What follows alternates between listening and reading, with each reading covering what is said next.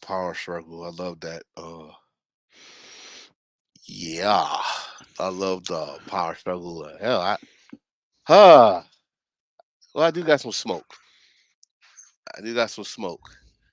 It's probably you probably gonna like this smoke because we you asked the question and I'm like, well, damn it, it's appropriate to talk about it. Oh So yeah. there's a poster there's a poster out uh about Roman Reigns. I'll go wait till he come back. Okay. There's a certain poster or graphic design that's out that has the immortal Hulk Hogan and you have Roman Reigns, whatever, saying how many days he been champion and how many days he got left to catch up to Hogan. And I'm sorry, this is a whole different era of wrestling. Enough is enough. I like Roman Reigns. I like Big Dog Roman Reigns. I like Shield Roman Reigns. I like Tribal Chief Roman Reigns. But god damn it, even when Okada had the damn belt for 2.5 years, I got enough of that shit. Long title reigns, it's not what it used to be. I mean, if wrestling was like UFC or boxing, like back in the day when you like when Bruno was champ for 8 years, it's not like he wrestled 300 days, you know, for 8 years. He wrestled probably a month or two in the garden, for what my father said, a month or two in the garden, and then he did like little meteor here and there.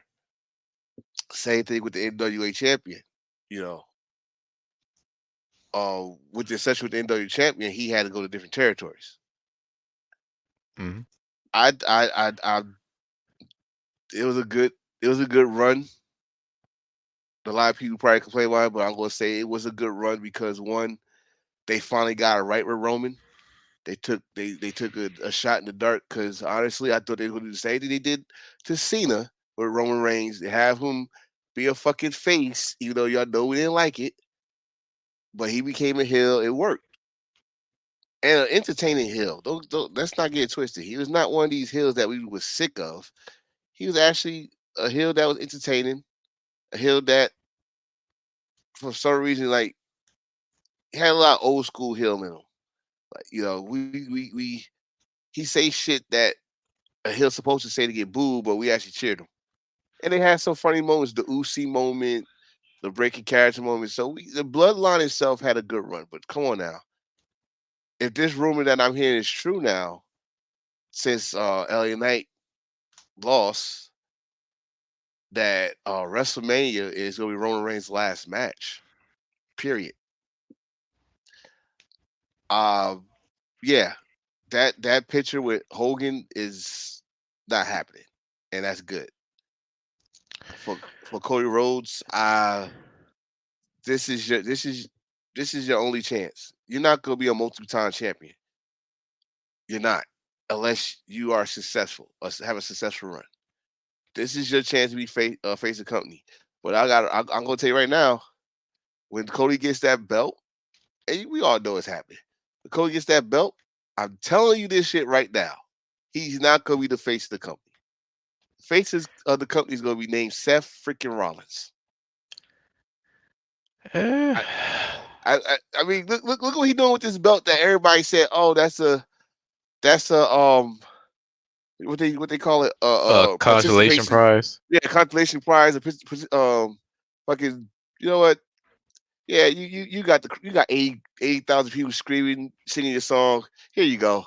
Let's see what you can do with it. And again, I said this a couple times. He kind of put his foot in his mouth, so they gave it to him like, let's see what you run with it. And he has been doing a good job.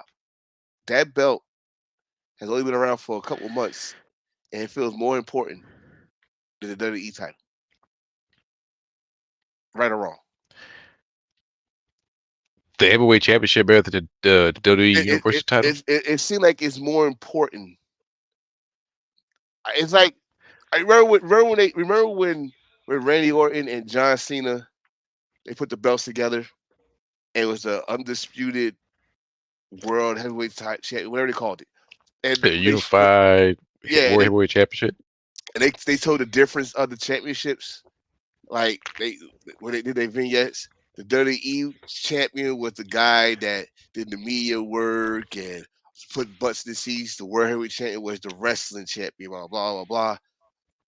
That's what I'm saying with these belts. I'm saying Roman is a name. He's don't get me wrong. He's even though the deal with Fox, I guess, is going off. Well, that's a whole different story. But when they say Roman's coming to a SmackDown, it do put butts to the seats.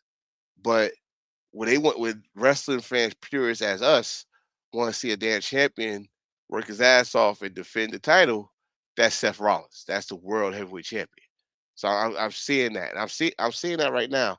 Oh, we might wait Gunther to win world title until August. He can't wrestle outside you. I don't even want Mm. Gunther to win that. I want to keep the Intercontinental title. Now take the belt off. As I, much you know, as much I love Gunther, I think he's ready for the main event. And for his Roman Reigns, it's time to drop the belt because I it's enough. It's like we damn near see the title. Like we almost forgot what the WWE Universal Championship belt looked like. That's how all I long it have, was. it looked like McGriddle. It looked like a damn McGriddle sandwich. It's upside down McGriddle sandwich. That's what it looked like. You It, can't forget it. Go to McDonald's and get yourself a McGriddle sandwich, and that's it. That's the undisputed Universal title. I'm sorry. I mean, granted, Listen, I don't understand why everybody else said. Well, this is what I say. Drop the damn belt. It's too long. Now you telling me this man is not gonna come back until next year. Like we're not gonna see him for the Survivor Series. Survivor Series is a big four pay per view. It was supposed to be him and Seth Rollins. They supposed to have collision course for those two, and then supposed to be some type of shit with War Games. But we're not gonna see him at Survivor Series. So we're not gonna see him until probably Elimination Chamber. Hell, we probably don't even see him at WrestleMania. Oh, not WrestleMania or Royal Rumble. It's but he time. got he got to show up eventually He got to. because for one, who's the number one contender for the title? Number two, we need a title for upcoming Royal Rumble and upcoming hell, Elimination Chamber. Like for damn sure, Gunther can't make it because the whole jurisdiction shit. And So what is it? ju- He's trying to get dual citizenship or some shit like that. yeah, even though I don't. Here's my question: all these international wrestlers, why are you waiting till later to tell us that you can't go anywhere? Well, That with him, dual cil- dual citizenship means he's trying to be a United States citizen.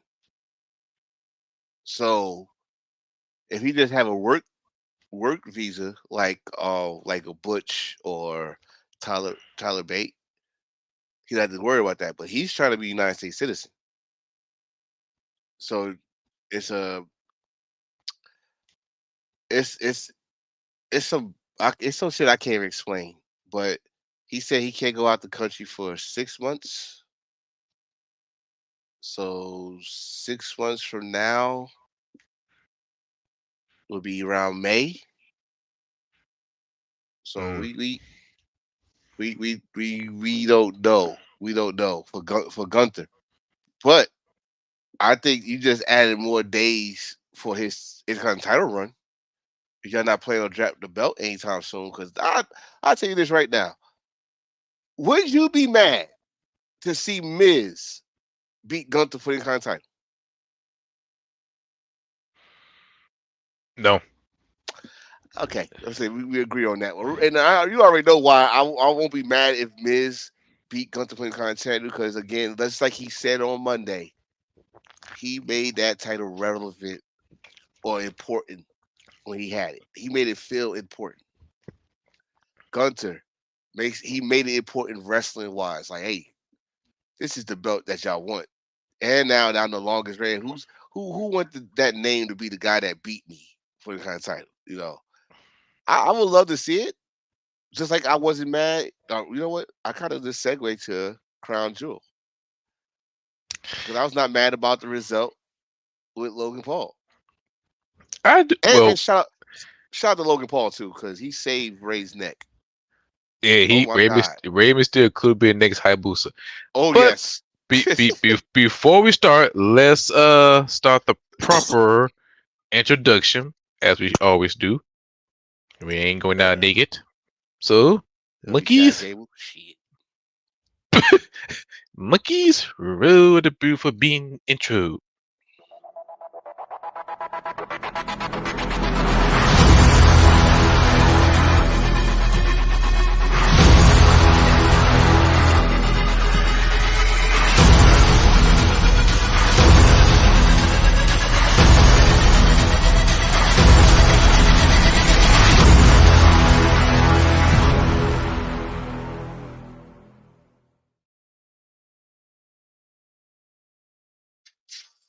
All right, we'll get to the episode Embrace the Thirst, episode 66. And my name is Heel Khan, and I have a huge announcement.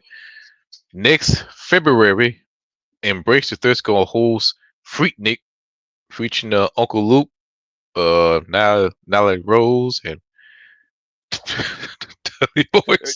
I'm just gonna let you like talk that one out. Like, whoa. As soon as I heard Freaknik, like, wait a minute. What? Yes, Oh Lord. Cheeks and Championship. That'll be February and Black History Month. And That's gonna be a whole month. That's a whole month of Thirsty Jack. I'll tell you that shit right now. It's gonna be goddamn. What's your other one? Goddamn. For Black History. Oh, Carmichael X. Carmichael X. Lord, you gonna have a tuck. You have a damn fucking suit on with a bow tie. Don't y'all fuck around that month. Don't y'all fuck around that month. What's going on, everybody? We like the creator, the head honcho, the head of the table said this is episode 66. We waiting on our brother. He's gonna be a little late, but Reese will be here soon. Of course, Rebel Without a Cause and Enforcer here. So, brother, oh, you got a huge announcement. You want to play those games? You got a huge announcement, sir? Also, I'm playing Modern Warfare 3 as we speak right now. I'm not bullshitting. Oh Lord. Yeah, right now I'm playing the campaign right now. I got the I play as a ghost in the dam. But that's it.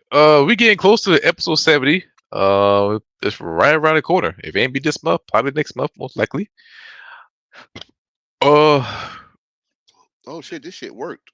My shit is on. We are on my Facebook page. Hey, all right, sweet. Cool. What's first on the ballot today? This evening? So we got Crown Jewel. Well, actually, as we speak, I'm watching Crown Jewel right now as we speak. Power Struggle. I gotta go back and rewatch it again. I did fall asleep, but I did watch the U.S. title match with Walspray and Yuma. Match of the year. I love that match. It was very, very emotional. And if you watch the press conference before, what Will Ospreay said to him, he said, "I taught you more than Moxley taught you. You could be." He said, "You could be the Blackpool Combat Club, but you'll always be Ospreay Dojo." Which means, yeah, which means it was just facts. Like, yo, when you went to on your excursion, you was in Europe. You know, you did some things in OTT, which was awesome, and then you went to Rev Pro. You had some great matches there. You had a great match with Ospreay there. But this one was like story. When someone say story driven, like a match that long term, what the story is told in a match, and the fact that John Moxley came ringside to like root on Shooter, he I don't know if I can say I probably got on him a lot, saying that he looked like a damn Tanahashi clone or stuff. But whatever happened in that best of 7 between him and Rita, I feel like it made him better. And damn it, he came close. he came close to beating Australia. He almost had that match between him and Moxley. But I don't really want to talk about that match no more. I want to talk about the aftermath of that match Oh because Lord. Mr. Finley did something beyond Bullet Club. He did something beyond Bullet Club. Bullet Club, I don't think no one in Bullet Club ever did what Finley did. He fucked up a beautiful belt. He fucked up both belts. And Hey, not only that, he fucking played with the US one, the US piece, and I mean, he fucked that shit up. it It's got gonna be so it got so bad. It looked like it could have been a New Japan Pro Wrestling Hardcore title. Just the oh way he smashed it up. It bent it up like after he smashed that big ass mallet right, of a hammer. And he told when he said when he was in US he think he from England. When he get the US he think from England. And England he think he's US he's an American. No. In England, the US he think it's England. So what he tried to do, he tried to fuse the title together. I even joked about this. I said he about to turn the title into the Rebel title. I would laugh about it, but at the same time, I thought about it. They did bring U30. They did bring Never Wait. They did God. bring in King of Pro Wrestling Championship and television title. For this one, I could see bringing back the Intercontinental Championship. That's the Yes. only way that make more sense. Which I got M on my wall right now. And if they bring back the OG, the original title design, oh, I'd be so happy because that belt is beautiful. I got see the thing is I got a problem with is this proved the point you should never fucking got rid of it in the first fucking place. That's one. And two, what you're doing also you're erasing a marquee time in New Japan. Even though the purpose of New Japan Strong was that US title. Okay, but you're about to kill it. You're about to kill that King Omega won the tournament in your US excursion. You go kill the how many stars was made off that belt. Yeah, but at the same that should the IWGP US title should have been the main title for New Japan Strong. It should have been the main title because this New Japan Strong is pretty much base over Okay. here. Yeah. And right, so only time that belt should even make it to Japan is Wrestle Kingdom. Because that's the company's big show. That's the company's WrestleMania. It should be that's the only time all belts that's under that company umbrella should be on that show. And and we all know how long Wrestle Kingdom is. So shut up, stop crying about it. Y'all watched WrestleMania for 7 hours. Shut the fuck up. So it's I don't know what they're doing, but if they do bring back the OG White Pearl herself, IWGP Intercontinental title. You bring it back history that we missed. You bring it back the true King of Strong Style, Shinsuke Nakamura made famous. You bring it back with Naito despised and destroyed, and shit. You bring it back Tanahashi who rebuilt that belt. You bring it back Kota Ibushi. You bring it back while Blanc. Hell, Chris Jericho came for that belt. You know what I mean? So you bring it back some history. But if now, how about this? How about it's not Intercontinental title? How about it's something else? I mean, what can it be? But I mean, they can't call it the European title because you could use the oh UK hell title. You can't call the hardcore title because no! that's DDT. That's all right. I was probably nobody go after that title when he fought Bone Soldier, but we talk about that later. Oh Uh, yes, I'm. It can't be. There's no other title but the Intercontinental Championship unless you call it the international title, which that's stupid. I mean Um, AEW already did that. yeah. I mean, like, unless you do what the Rebel Heavyweight Championship, in which that's a gimmick title, a national title, that'd be odd. Don't you can't call it a Japanese? No, we can't do that. Can't do that. There's no other title but the Intercontinental Championship, or you would take a different route, the Bullet Club championship, in which that's kind of odd. Hey, Even it's I'm a a big hey now. It's already a freaking belt out there. It's called Bullet Club. Don't they? I still want that belt. I got the NWO. I might as well get the Bullet Club. But I mean, it's only one route. You got and Ospreay said that during his press conference, which Philly interrupted that shit too. Um, he said he been asking to bring back the Intercontinental title because again, the U.S. title should have been the main goal for New Japan Strong. I kind of blame the pandemic for that, but we're not the pandemic no more. So should have been here, right? Um, and all due respect, I know this is Japanese and all that stuff, but like I said, that should have been New Japan USA. That should have been the main title, and you should have an opportunity for the IWGP World Heavyweight title, like the old school United States title rule. You had that belt, you know, one contender. Come to Japan and you get that one match that you're not gonna win and go on your way. But mm, if they go back to Intercontinental title, it's gonna bring some good memories for those that love that belt, and it's gonna start a new chapter. So let's hope, let's pray, because you already got enough damn belts as it is.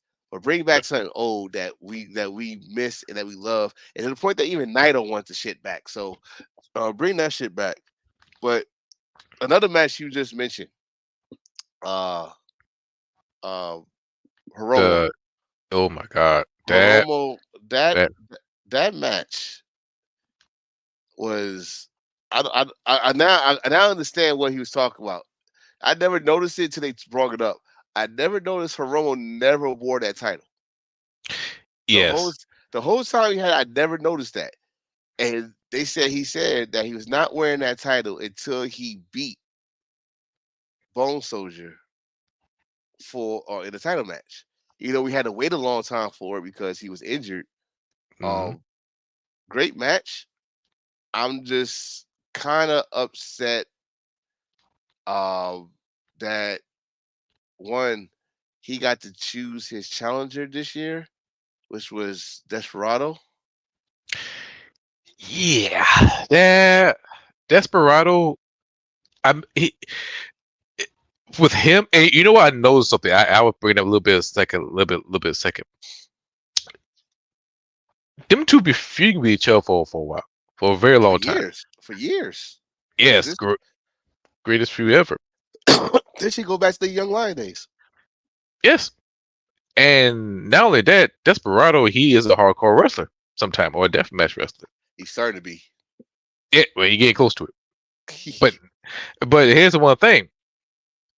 Now here's the part I noticed. I know the Himuro Takahashi music theme. If anybody's an old school fan, that was a theme for FMW, in which I didn't know about it just a second ago. If you listen closely, it almost sound like it. I gotta feel it's gonna be a death match or a street fight match or a hardcore match in Wrestle Kingdom. Because don't forget, Himuro Takahashi is an Iron Man, heavy metal Iron Man champion for DDT. That's weird. And when they brought that up, I was like, "Oh my god!" They actually brought this shit up during his match, and I was when they brought it up, I actually thought that's where I was going to jump the rail and pin him for that title, like during his match. Like they could do that, like during your match for something else. He had to take the damn belt while you got pinned in this situation, and you're defending both your titles. That's how weird DDT with that damn belt is. People, y'all don't know. You get pinned in your sleep, and you lost that belt. So it, It's it, gonna it goes down like that. It's serious. But I like that match. Um, what is what? Okay, so you brought up hardcore match. That would be different for them because, like I said, one of the best finals I ever seen in the Super Juniors was between those two, and they went hard. Like that dude ripped his mask off, and they was still going. So they go to that. They changed that rule and make it a little spicy. I had no problem with that. I mean, it seemed like Japan loves that shit after the Moxley Great O'Connor match. That shit was all over the goddamn place. And then Moxley fucking did a sin. he did a sin. He cut Great O'Con's hair. Oh, you motherfucker! Just because your ass is receding, don't get fucking mad at the Great O'Con's goddamn luscious ponytail. He cut his ponytail. Great O'Con went fucking bananas. You ever saw a dog when you yank a dog's tail? A motherfucker, No. oh you mother, that's what Great O'Con did. Like, he snapped. You know what I mean? So, I mean, those are matches I think of. I did like I did like the Dragon Gate, the Future Zone match, Oh, and that was good. congratulations to Catch 22 Super Junior Tag League Champions, which means they go to Wrestle Kingdom. Catch 22 versus War Dogs for the Junior Tag Team Championship. I don't know what's the verdict on Yoshi and Gochu, because I ain't seen them for a while.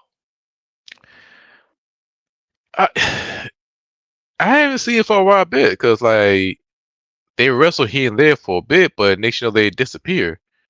I think Goto was hurt, Yes, but go. they did not say nothing about the tag team titles. They say they gonna take the strip them, because that's a difference. That's one thing about New Japan, which I wish I wish a lot of companies do bring back. And we kind of brought this up with Roman Reigns, but I'm going to say this for all companies. There used to be a rule as a champion. You got 30 days to defend your title. Mm-hmm. You don't defend that title in 30 days, you are gone. Or that we're taking that belt from you. They need to bring that back. I understand it's a business and all that stuff, but there he is. Hey, I understand it's a business, but if you can't defend that title in 30 days, it should be stripped for you. That's the only old school I wish stayed in the rest of the business. yeah. Fortunately, now they got to like the UFC now, where it's like, But you can't you can't compare yourself to something that you really literally got to train three maybe 3 to 4, maybe I would say the longest probably 5 months to train for your fight as a title champion, and then you got to recover, because those motherfuckers go ham. Like, they go ham. You know, face look like goddamn ground beef. But Mm-hmm. I just think that's why I say with New Japan, they not just New Japan, Japan period. Because I know Noah do it. I know DT. I know All Japan. I'm gonna get to All Japan because guess that's where my boy went to. That's where my boy, the knockout artist, went to. Yes, he's the Triple Crown champion. Yeah, he left Noah and became a triple. Yeah, he's a champion. Well, anyway, so my thing is this when it comes to like Yoshi and Goto. I think we'll see them back because I think the tag league starts the 20th.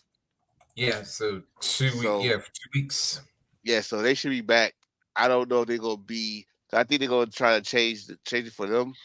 They're not gonna be in the tournament, but I think they should be. They better be.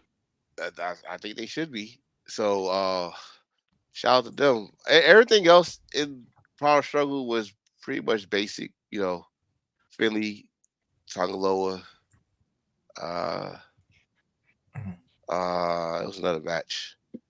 Forgot the other match. It's another match. That's how loaded it was for Power Struggle. Got the tag team match. Got the I think other thing. You got the 6-man tag titles. Yeah, I think. Yeah. Yes. You just we finally get something we thought we was gonna get this year. That is Bryan Danielson at Wrestle Kingdom. So we possibly gonna get another Tanahashi versus Zack Sabre Jr. match for that ugly ass television title, and we gonna get Bryan Danielson versus Okada he want revenge because Okada always breaking his body. Okada want revenge because he hasn't beaten Brian. So this is gonna be emotional. We got the angry dad in Okada. You know, ever since he had his baby, Okada Yeah. been fucking mean. Fuck, I'm Oh, gonna say it. Oh no. Wait a Mhm. minute. Wait a minute. When did he have his baby though? He had that baby right before he got kicked in the face. All right. Yeah. Yes. Right before Okay. he got kicked in That's the face. what, So that's why I was trying to think about that at first. no, that's what I'm saying. Like it was like he had the baby. This little punk for Noah. This little punk. No, fuck that. This little punk keep on calling Okada out, and then he had the nerve to kick him in the face. Like this man, he don't get no sleep. He don't get no sleep. This baby, this freaking baby, keep him up all night. He can't make it rain no more. He can't make it rain because this baby keep him up. And this little punk had a nerve to kick him in the face. He lost his goddamn mind ever since he came to Noah, beat that motherfucker's ass. He even cursed out everybody, Shooter, Joe, all of them. Like, what the fuck is your problem? And like, like he really beats their ass. Like, kind of like, oh, y'all think this is gonna be an easy road for y'all? Y'all think y'all just gonna move me to the side? Fuck no. And don't forget the reigning MVP Ishii is on his side, so that he's rubbing off on Okada now because Okada is just think he's a big bad wearing all black and shit. So breaking people's jaw and arms and shit. What the fuck is going on with Okada? No more kids. He No more angry. kids. That's what he is. He angry. He need no more kids. No more kids. Okada Yeah. before he had kids, this man was smiling. This man was having multicolored hair. He was playing with balloons. He was driving Ferraris in Japan, which don't do. He was all right. This motherfucker had kids. Fuck y'all. That's what he said. Fuck you. I don't give a fuck no more. I'm Okada, goddammit. I mean, goddamn, man. This man is been ruthless. Yeah. Man, he ain't got none for a while. Yeah, by the way, just for the record, what did y'all talk about so far before I got on here? We talked about the Ospreay match. We talked about the aftermath of the Ospreay match. Fuck up the titles. Yeah, we talked about the Super Junior Final Catch 22. We were just going on highlights on that one because Real said he fell asleep on. Hill said he fell asleep on it. So he y'all talk about yeah, y'all talk about Time Bomb and Yes, talk about that. So Time Bomb and this dude. Let me tell you something about Time Bomb, and we could continue on.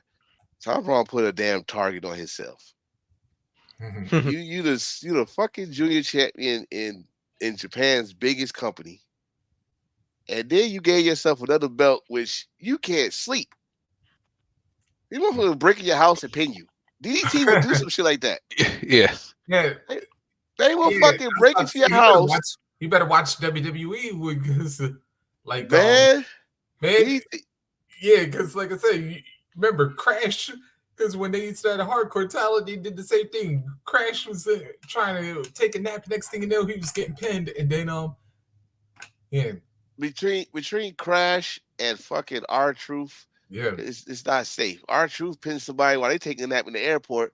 I don't even know how the hell he got away with that shit. Somebody on the why he's trying to consummate his wedding nuptials. You see what I'm saying? So that's why I say probably the only thing I miss about the 24/7. It was funny as shit, but New Japan was all right. I had to watch it because I couldn't sleep. I feel 100. So, but it was a good watch. But my thing is Wrestle Kingdom is shaping up right now. It's Wrestle Kingdom season. We already know the main event, Sonata Naito. I don't know, but that match, I'm not gonna lie. I'm more interested with Ospreay, Moxley, and David Finlay more than Sonata and Tatsuya Naito. Even though it's a good storyline driven, and we know the history of it, but it didn't give that oomph. It didn't give that okay, what's at stake? Because I'm gonna tell you what it is. It's not even Naito's fault. It's Sonata. And it's not Sonata's fault. It's Gato's fault. Look how you booking them. I mean, You booking him. He looked soft.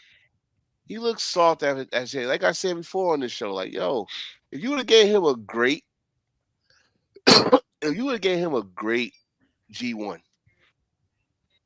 Remember, he won the belt at Dominion. yes. If you would have gave him a great G1, which he yes, he did make to the Final Four, but he lost as soon as they got to the Final Four. He would. I mean, they had to. I mean, I think he should have been the finals of the G1. I think if y'all would have had him in as Forbidden Door, why is the IWGP champion is the fourth match of the card? The first year that shit was the third match before the main event. Why y'all put him in the fourth match against Jack Perry? No disrespect. I know who like Jack Perry. I want to inbox you or text me, but Jack Perry was not that dude. And then y'all let them overshadow the IWGP Heavyweight Champion for having to turn Jack Perry heel. Like, we was not talking about the match. We talking about when Jack Perry turned heel. And then you let Evil take your belt, and you got to wear a T-shirt. Oh, to remind us. Oh God, you the world heavyweight champion. Let's go before that. Oh no, wait, you already mentioned the G1. Yeah, I mean, that's why I think it's the way they booked them, and it seems like they do this with all first-time champions. They did this with Okada first won the title. They did this with Jay White first won the title. They did this. They tried to do this with Kenny. Kenny was a best world champion. That's what I'm saying. Heavyweight champion. They tried it with Kenny. Kenny was not having it. But think what I'm saying. Kenny had a great title match. He had a great G1. Before they had the Final Four, you had to make sure you beat him to get to the finals. That's what you're supposed to do. He won his other title defenses, and he made it all the way to Wrestle Kingdom. Sonata made the Wrestle Kingdom because y'all didn't really do nothing with him. And then y'all doing so much bullshit. Yes, it's the House of Torture. Yeah, you know the House of Torture gonna do bullshit too, but just because you polish a turd is still a turd. And you could dye his hair back black, you could cut his beard off, but he's still Sonata. And you just wasted the perfect. It's kind of weird because they gave him this opportunity as soon as fucking Keiji Muto retired. Yeah, I mean, before, you know what? His best run was he was United States champion, and you could take him very seriously. But after, he clean shave, get a little GQ model, thought he would go for the kick pop. Now he becomes a champion. It's kind of like, okay, nigga, what next? I'm not even mad. Listen, I'm not mad that man shaved. It looked like the young Sonata back in the day. GQ come with the glasses with the suit, looking suave and shit. But that's it. What you go? I mean, your run to get the title. First of all, the New Japan Cup was awesome. I'm not gonna tell you wrong. It was awesome. When you beat Okada, your personal rival, finally, it was awesome. You made it. After that, I think I'm sorry, he did have another match. He had a match in Impact too. Yes. Alex Shelley. But after that, I think, like I said, after Forbidden Door, Spiral, like they gave you the easiest block. They gave you a block full of first timers or rookies in the G1. You should have swept that, which he did. If I'm not mistaken. Yeah, he did. That. Yeah. So you did what you're supposed to do. You just call LeBron James for that block. Hold on. Let's put it in perspective that you might like this. They gave you the in-season tournament that everybody's so damn happy about. You Oh, flag want to play. I love that tournament. Or I should say the NBA G1 Climax because See, you got preference. See, that's what I said. He gonna like what I'm about to say. But yes. the thing is, they put the #1 overall against a whole bunch of eight-seeded freaking teams. Or let's put it this way. Or I can even do you one better. You took a #1 and you like March Madness the rest of them, put them but gets the whole bunch of 16s. Right. I mean, that's so you did what you're supposed to have done. You're supposed to have won that block. You're the champion. If you would have let some goddamn rookie or first timer beat that block, that would have made your title reign even worse. But you did your job. As soon as we get to the people that, all right, now I'm about to see what your title reign means, you lost. Like that. So maybe, and I said this is a strong maybe. For him to salvage this title run, he gotta beat Naito. There's no ifs, ands, or buts. You gotta beat Naito. Oh, not just beat him. Like, you have to win this decisively. Well, that's not gonna happen. You know this is Japan. Not the main event. Not the main event. It's not gonna be decisive. This is, first of all, this is Naito. Yep. Secondly, you think those people in Tokyo gonna fucking buy Sonata decisively beating Naito? Shit, hell. Unless they do something House of Torture shit and just 5 guys come out there and interrupt proceeds and cheat. I mean, that could be something to talk about. Like, okay, these motherfuckers lost their damn mind. But I don't care how he do it. He just gotta beat Naito. It's a must. It's a must win for him because, to be honest with you, if Sonata lose and Naito win, Naito is one of the few who won the IWGP Heavyweight Championship and the World Heavyweight Championship, and you don't want to be the guy say, yeah, he made a history off of your ass. But with Sonata, if Sonata beat Naito, you just beat your master. You just beat the guy who got senpai. You, put you, the senpai. But if Naito beat you, all them pictures we see with him without the belt and everybody else, he be the one like, well, he's the weak link, everything else, and Naito, he's a top dog, and he finished his story before Cody. It's gonna be this to talk about. So one way or another, one will proving that he's the best world champion. Other one will finish the story. And see, this is why I said Sonata's got to win this decisively, because you just brought up the exact reason for what everybody's saying him now. And it's like, when I say beat him, I ain't saying like beat him in a squash, but I was like, he does need to win this one. And even though I know Japan does not like to do this at Wrestle Kingdom, this is one time they need to have a clean finish. Like no. No.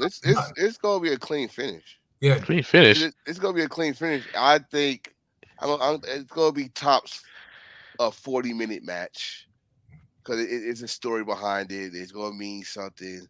It's gonna be hard. It's gonna be hard.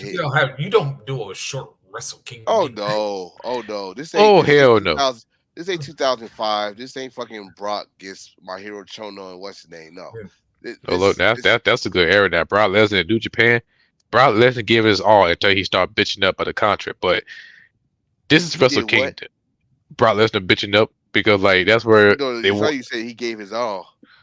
I watched those matches. Those matches did not go more than 10 minutes. Brock did. This was pre. If you want to go there, this is actually part-time Brock Lesnar before part-time Brock Lesnar. I mean, he was there. He suplexed you. He F5 you, or I should say verdict, and then out. He was out, and they made a new belt for him and all that shit. But we ain't talking about Brock in here. We're talking about Wrestle Kingdom right now. So I ain't gonna lie, that's one of the most underrated title designs of all time. That shit, That shit look it's straight up to the point. The big ass IWGP, and if you can't see that shit from 15 yards away, you blind as a fucking bat. But I like how you just disrespect the legacy of the championship belt design. That belt, they disrespect themselves. They disrespect themselves. You know what? That belt disrespect itself. That's why I love the last. What's that? Fourth generation? Am I right? Yeah, fourth. That's what I love that belt. I love that belt. It's like they said, you know what? We just gonna bring those letters just a little bit down, just a little bit, and we're gonna just boast the gold a little bit more. Those letters kind of big. I think y'all blind, but I just think Sonata. This is win or go home. Win or go home. You about to. I don't want to call Naito his senpai because they pretty much the same age, but for you to come in New Japan, it was Naito, not Kishimoto, It was Naito. Naito brought you to New Japan, so it'd be fitting for him to win this match, show that he's fucking a true threat, and a real champion. Now, how long is this run gonna be? Who knows? But he got to win this match. He got to. Another match they got now. Now, is it triple threat or is it 1-on-1 for the US, UK, or brand new belt? Yeah. Will Ospreay, John Moxley, David Finlay. If this is how they gonna let Will Ospreay leave,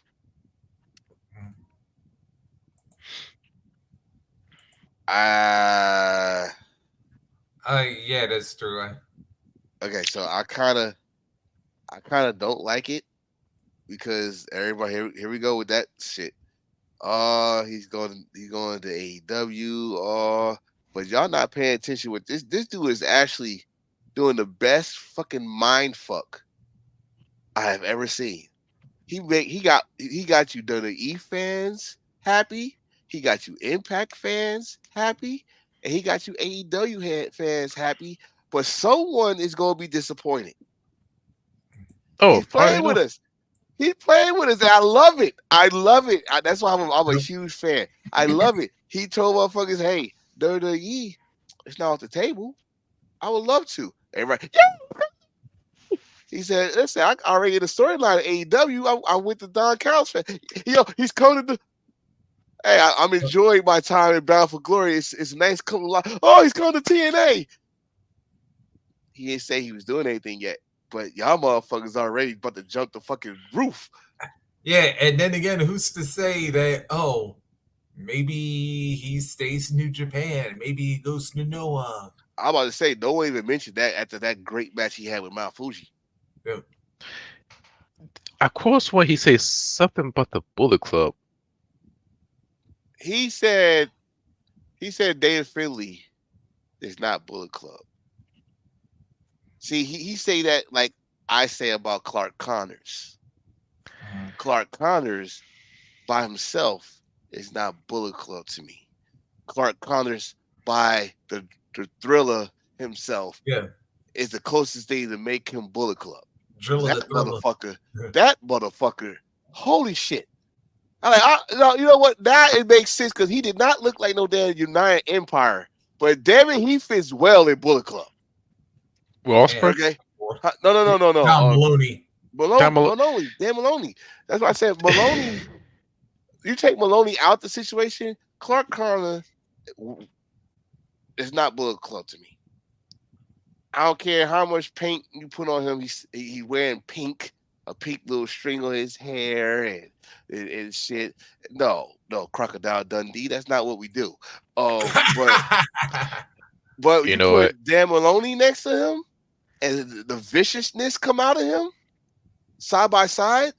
There it is. Of course, that's the Bullet Club I see. But you put him by himself. No, mate. No, that's not what we do. I meant, once you join the club, you get that gold. But you know how it goes. But for Will Ospreay, sometimes. okay, yeah, that sometimes. But for Will Ospreay, he could go wherever he want, but he decided to be signed with New Japan. That's cool and great because now he got more freedom to go wherever you want to go. For one thing for sure, he ain't going no motherfucking WWE. But I can tell you that right off the bat because let me tell you something. All you goddamn weeaboo ass niggas. Hey, the moment we changed that now. They what? Reese, they eat drones. Eat drones. I like that. Weeaboos is the ones that cry when someone leaves the company and goes somewhere else to be happy. E-drones is the ones that get happy when someone decides to come to WWE. That makes sense? I'll call that James Harden. But I would say this. No.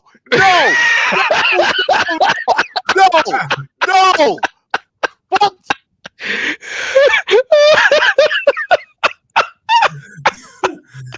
Wait a minute, hold on, wait. What did you just have a paddle up there? A paddle? Hold up, wait a minute. Flag, you know what? No, this is what we're gonna do. I'm gonna break the fourth wall of Deadpool. First of all, I watched your show last night. You should have had a different show called The Dark Side of the Writers. And another thing, I didn't know you had some old school shit with a hammer, but we're gonna tell a different story. But anyway, yeah. We're gonna talk about that another day. I'm still hung up on Total. I was saying, when I traveled back to 1995, you like stole Shane Douglas's little paddle and then like Rough Ridered it up and whatnot. No, that's a long story. No, you know it should remind me of School Days. That's what remind me of the Spike Lee movie. I'm gonna tell you what it is. Freshman, Dazed and Confused. Yeah. Oh yeah, that one. All right. But I mean, let me say this. You kind of threw me off with that James Harden shit. But but no. I mean, let me get this out the way because one thing I want everybody to understand about us, we don't really care. Hear me out when I say this. We don't really care where the wrestlers go. You're grown. You make your money how you make it. If we disagree with it, we just disagree. We still go watch you wrestle.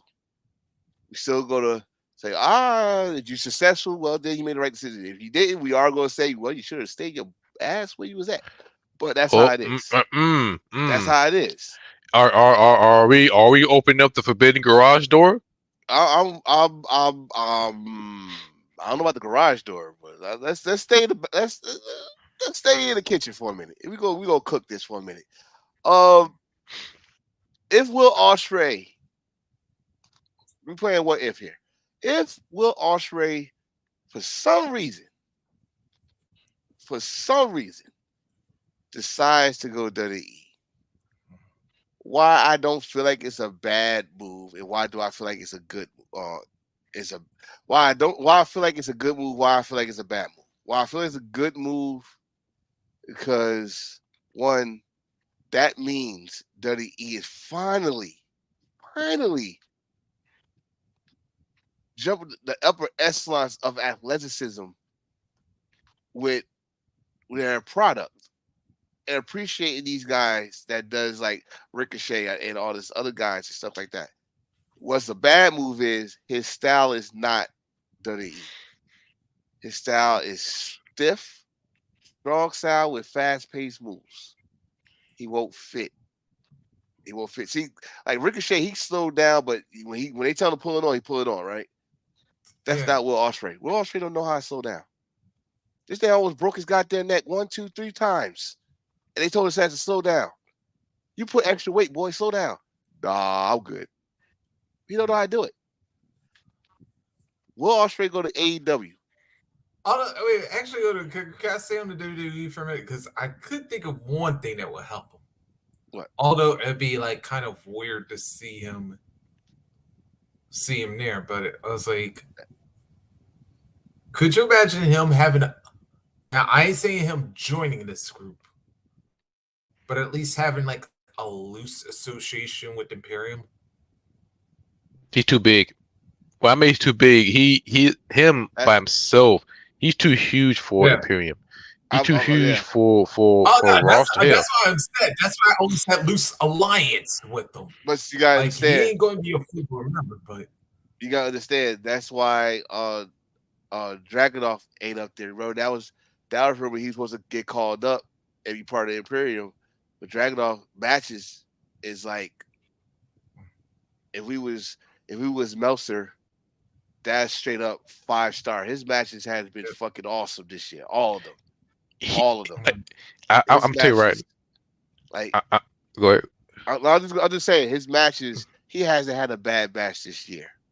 He never, to be honest, from NXT UK through NAT, he never had bad matches. Exactly. Even just the one he had with, although like the whole card in general, you could like argue for, but I thought one of his biggest sleeper matches was him and Claudio at Cardiff. Yeah. The Blackpool was that the Blackpool one? No, Cardiff one. Where Cardiff. Okay. Takeover. Walter. Right. The thing is, I don't want everybody to think, oh, y'all saying this because no. I've watched this dude. I followed this dude, and when I found out WWE signed this dude, I was like, holy shit! Y'all talking about y'all want some wrestling? This is how I do. This is why I said Triple H know what the fuck he doing. I saw this dude in Progress. I saw this dude in WXW. So I already know the matches he had with Walter. And then when they fucking did that shit, WWE, I was like, this ain't shit compared to what they did overseas. Until that second match. Like, there it is. You know? Yeah. But with Dragunov, I'm just talking about this year alone. This dude had not had a bad match. Not one. And it's like, you know what? This match Trick. With Trick, who Trick is coming on his own. Had not had one bad match. And they're like, you know what? We need him to stay down here. We need him to stay down here. So that was pause. Because if he would have came with Gunther, that's already a conflict of interest. Especially if this is where I get mad about y'all. Y'all supposed to be WWE fans, but y'all don't pay attention to the product. But if y'all would have had Dragunov with Imperium, motherfuckers that supposedly watched the program would have called y'all out immediately. Which is what. That was why I'm like, when I originally heard that, I'm like, y'all done literally took this match and brought it over here during the pandemic because y'all wanted it to be in front of fans this time because of all the buzz it was getting from the match that happened the previous year. And I was like, bro, let's remember this. Like you said, it was empty. No one's there. So we heard every goddamn shot. It hurt my body. This is when Walter was chubby Walter. Yes, that's the Walter. I like. Listen, Walter was chubby. Gunther is fucking a Slim Jim that still could chop. This was him and Dragunov was so damn stiff. Every time I heard it, I was fucking hurt. God. That's why I said, who's going to be the richest people on one of them 2 fight? The doctors that was going to operate on them. Because but what they did in front of people, man, their chest was so purple that what? I was thinking, honestly, I was thinking that they was wearing like Ravens jerseys or like Vikings jerseys because it was that purple. Purple rain. He had the purple titty and he didn't do what Cody did. That's what the fucking happened. He fucking had a purple titty off of physical combat. That's why I'm telling you right now. When Dragunov do come up, if it'll be wise to try your best to ease on, don't rush it, ease on a program between him and Walter or Gunther. I mean, ease on. Don't try to throw it all at one. Ease on in there Because if you try to throw it all at once, you try to rush it, you're not giving people that don't know it any type of. I mean, you gonna have like Corey or damn near Michael Cole tell you the history, but boy, when that match go and the crowd, because the crowd gonna be quiet, it seems like they do this shit now. Everybody that come from NXT or whatever, they stay quiet. They don't get excited no more until the match happens. Just like when DIY came out, it was quiet as shit. So that match started going. This the buzz. Or like the Creed brothers. The Creed brothers. They was quiet as shit. So the motherfuckers did some out great shit, and the crowd like, oh, there we go. We got a tag team. That's one thing that really pissed me off. You can't sit there. You're a WWE fan, and you go cry over your own WWE. People forgot NXT is WWE. It's like me saying, "Oh well, I don't like NBA, but I enjoy G League." Stupid. It's the same shit. G League and NBA is the same goddamn thing. I'm gonna tell you this. This is why I tell you about WWE. I'm not, but it's a fact. Fan base, the WWE fan base, WWE only fan base. Let me try to correct this while I'm saying it. They are true brand supremacy. There's some people that just watch SmackDown. There are some people that just watch Raw. And then there are some people that just watch NXT. It's not people that watch all three. That's even true when it was only one roster. Right, and that's crazy. But you think about it, how shit looking right now, I'm very intrigued. Because I'm liking all this doing the bullshit. It brings me back when Stephanie did it to Eric Bischoff and vice versa. They talking to the roster. They try to get motherfuckers. I like it. But don't tell me you watch NXT and then when motherfuckers come up, your question is, well, who's that motherfucker? The fuck you mean, who's that motherfucker? You say you watch NXT. Bro, let me tell you something. I would judge you. I will be that bougie ass wrestler fan that look at you real different. I'm like, so what do you mean you don't watch NXT? Oh. I thought you was a WWE fan. But my ass, nigga, you better watch NXT. You better watch all them NXT. NXT UK, NXT Africa. Watch all them damn NXT. Wait, what? NXT Africa? All the way. Ooh, la, la, la. You keep on joking around. That shit will happen soon. 4 more years. Watch. Yeah, Kofi will be the general manager. I swear to God. The NXT Motherland Championship. Where is more pancakes flying everywhere? Ooh, la, la, la. Yeah. And maybe a guest appearance by Eddie Murphy is Yeah, everything good. Tom Brown, let's show NXT Africa. See, you know what? Dude, that was coming.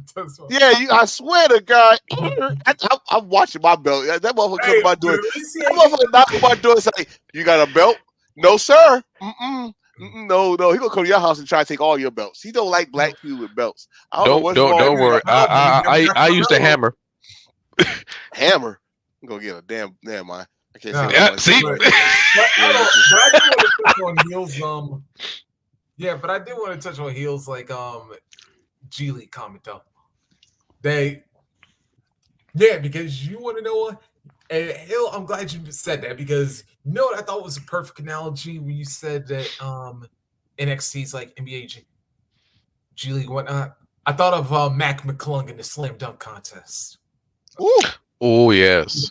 Ooh. I was like, oh, because until then, the last couple of years it sucked and like badly, but then he was the first one that got some interest back into it. And I was like, damn. It not only got interest in that, it got motherfuckers watching the G League. Yep. It got motherfuckers going to NBA channel and watching the G League. Like, oh, they got motherfuckers like that on here. Why the fuck they not? You know what I mean? So it's all depends. That's why I tell people, I'm gonna tell people like this. Do not rush the process. Oh, when Obama was president, it took him a whole 8 years to fix a whole 8-year problem, and then it got flushed down totally in 4. So it's not going. It's not. Rome was not built today for WWE to get their shit together. Are they on the right path? Yes, they are. But they got to clean a lot of shit. They need a lot of tissue to clean a lot of shit. So let's see what happens. But speaking of WWE, let's get this crown jewel. Yeah. Let's get the crown jewel. Yeah. I'm so happy he lost.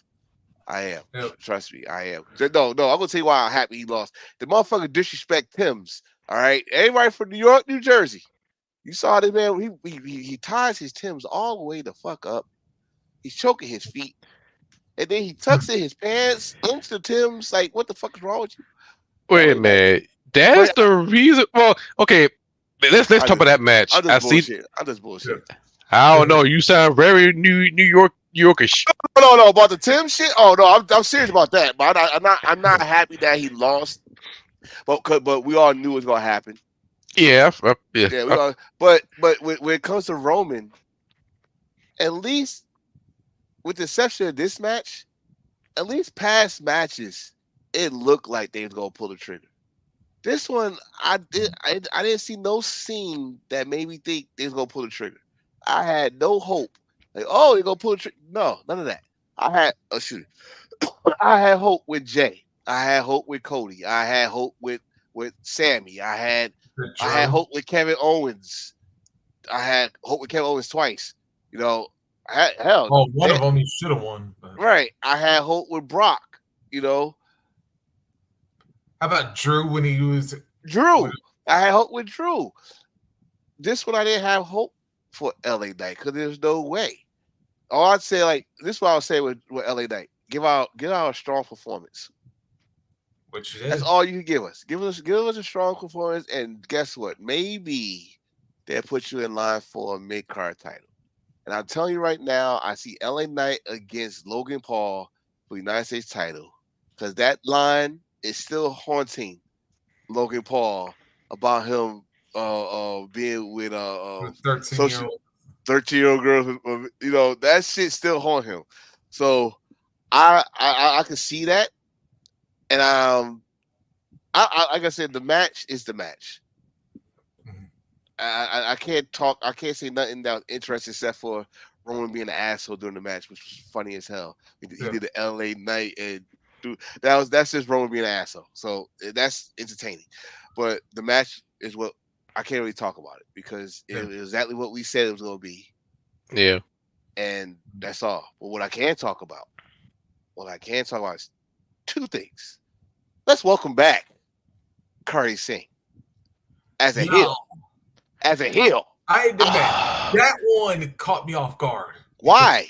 Not so much that it was just of when she was going to show up because no, brother. No, when they said something about her, the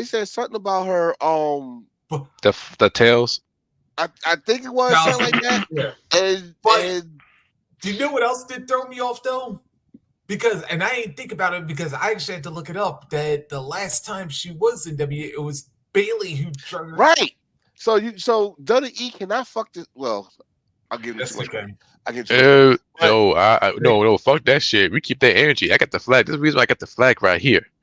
Okay. I'm about to say it then. You can't fuck up this shit that come in a fucking basket. It's right there in a fucking basket. Who was the last person that we saw beat the living hell out of Kairi Singh? Well, literally that storyline. We want to keep Kairi Singh away from Nia Jax, but still, it was Bayley. Bayley gets her ass whooped, but it's kind of already there. I mean, you got Kairi Singh who got beat by EST in that women's tournament. Mm-hmm. That's some history. The history between her and Io Sky, best friends. Black Lotus, you know what I'm talking about. You know what I'm getting. The Black Lotus in the underground. Yep. And don't forget Stardom. the Black Lotus Triad, which was her, Io, and Asuka. We might, if they do this shit right, we got the Insane Clown Kana or Asuka. We got Io, and we got Kairi Singh. Now, why I feel like my brother is pissed about Kairi Singh coming back? Well, you know the history, but you got what if you bring back the Triad or the Lotus Triad? You got one name will destroy that motherfucker like Modern Warfare 3. Oh, you know her name. She's the longest reigning TBS champion. That the bitch show. Hey. If she come in and gun blaze the ass, what's the point of coming back? And now that, Well, Lord forbid, if all three of us SmackDown and Jade is on SmackDown, who could say that she can run through them? this is my thing about that. One, I don't think Kyrie really left WWE. Here's what I'm saying. She was their, what's the word they gave her? Ambassador. Yep. Yeah. Right? I remember that. Mhm. They never said that they released her because she was their ambassador. So they pretty much let her get her shit together, go to Stardom, do this shit with New Japan, all that stuff. And after she lost the title, we didn't see her wrestle after that, right? Yeah, the tag title. Right. So I don't think she never, to me anyway. Y'all could find out, but I don't think she never left WWE. Secondly, I'm happy she back because story wise, the last person that beat your ass is teamed with your best friend. Now it's gonna add more layers to where we saw it coming of Bailey, who'd probably turn face. Is they gonna turn on her? ERA put the damn seed in the plant. All right, bitch. I remember what you did at that Money in the Bank. You tried to screw me over, and that's why I put you and her together. And I climbed over you. I climbed over you to get that Money in the Bank, not over Becky. I climbed over you. Just let you know. I already know you're Yeah. right. And handcuffs. Too. And handcuffs. That's one. Two, again, now I don't know about the Oscar situation. I don't know, but if they do add Oscar to it, the Kabuki Warriors. Yep. I can see it. I could see the true essence of the women's division taking over if you put them together, tag up the Kabuki Warriors. I know that's the most racist fucking name. Oh, that's like a different name, but it's PG. I got it. But put them tag team champions, Io, the champion. That's what Damage Control is supposed to have been. It's supposed to have been that. So we forgetting one wild card in this whole situation. What about Dakota Kai? Fuck her. I ain't mad at that. Okay, that's fucked up. But I mean, my head went somewhere else when you said that, but I'm married. You going to jail? But no, I'm just joking. No, the people don't give two shits about Dakota Kai because she got more injuries than Derrick Rose in the season NBA back in the day. Because right now, like her fucking friend, Tegan Knox. Tegan Knox, yep. Between her and Tegan Knox, it's like a fucking head-to-head race of who could get injured the most. Yeah, it's just fucking sad. I love Dakota Kai. I love Dakota Kai. I love Tegan Knox. But goddamn, every time they get a chance, every time they get that knee injury, it's a fucking knee. It's a fucking elbow. It's some shit. I'm like, yo, what type of ring was y'all using overseas that is WWE ring is too hard for y'all? Saying, what the fuck? Yeah, they got Kevin Nashitis. They got what? Kevin Nashitis. At least their leg don't lean like a K, but you know. I'm sorry. Oh, Well, I saw Big Show. He looked like Samuel Jackson from the Black Stick Spoon, where he lean. stop. Hey, also let's be glad they don't got Sid leg. I'm about to. That's that. You on Okay, punishment. that's Sid fall right there. He ain't You got on no punishment. business to jump off that damn turnbuckle. Got his leg That's broken like a Kit Kat. true. It's- That's true. Yeah. That's true. That's Sid's fault. And if he didn't do that, Wait a he minute, probably did would you have been say back. like a Kit Kat? Yes, he Yeah. said. Give me him the a break. Give me a break. God damn it. Give me the break of that Sid Vicious leg. But anyway, That's but yes, Sid Vicious, you is too. First of all, this is one thing I think when Jim Ross said it best. If your ass is 7 feet tall, why the fuck are you going up top rope? You already tall as hell. What the fuck you doing? That shit still haunts me to this day. And I don't watch that pay-per-view though. I swear I don't. Just because of that fucking move. But I'm gonna tell you, I'm telling you this shit right now. Right fucking now. You got something in the gift basket though to eat. I just said this. It's gonna take you a while to clean up a lot of shit. But right here, this basket that y'all got, don't fuck it up. Don't fuck it up. It's right there. You can go each and every way with this. You got Bianca Belair that want to go at the Kairi Singh. You got Kairi Singh, like, bitch, I'm here for you, but I'm also here for you because you don't want to kick my ass, blah, blah. And let's not forget Oscar, because Oscar go look at her like, bitch, what the fuck, where you been? Anything outside WWE bubble, they don't want to talk about it. oh, they're gonna talk about it Oh, because they're gonna talk about it. Yeah. You got to bring up someone got to say, oh yeah, doing this, that. You got to bring up she's a former IWGP Women's Champion. You know Michael Cole gonna sneak it in there. Yep. no, they're gonna bring up the Black Lotus. Oh God, please do, so people can understand what I'm saying. If they do that, they got the copyright. Who? It's Black Lotus because Lucha Underground. We're gonna talk about that next. Lucha Underground, they don't got that shit no more. So now they got free range. Well, that'd be stupid on them. Not they better get some type of cease and desist. How they've been dead longer than Resident Evil bullshit ass show on Netflix. I can't say that because I think MLW got some of the rights to Lucha Underground. That is true, but I'm not sure. Yeah. Yeah. I say WWE don't want to fuck with MLW right now because y'all still got a court date if I'm not mistaken. If MLW keep their wrestlers, but yeah, I guess. But yeah, Lucha Underground. I mean, MLW Underground do have some of their rights, so we will see. Well, yeah, definitely. So the second part of this, I think I brought it up already, but I totally agree with Logan Paul winning the United States Championship. I stand by that. Oh, and I gotta admit, I like the way they did it though. Oh yeah, I like the end of it because he was like, "I love you, man." You hear Ray like, "You know what you did? You know what you did? I love you, man. You're a legend. You know what you did, damn it." I swear to God, I loved it. It was funny. And you know what also? I was like, and I love how subtle he was because actually I didn't even notice the brass knucks on the apron at first because I thought like Escobar kept them.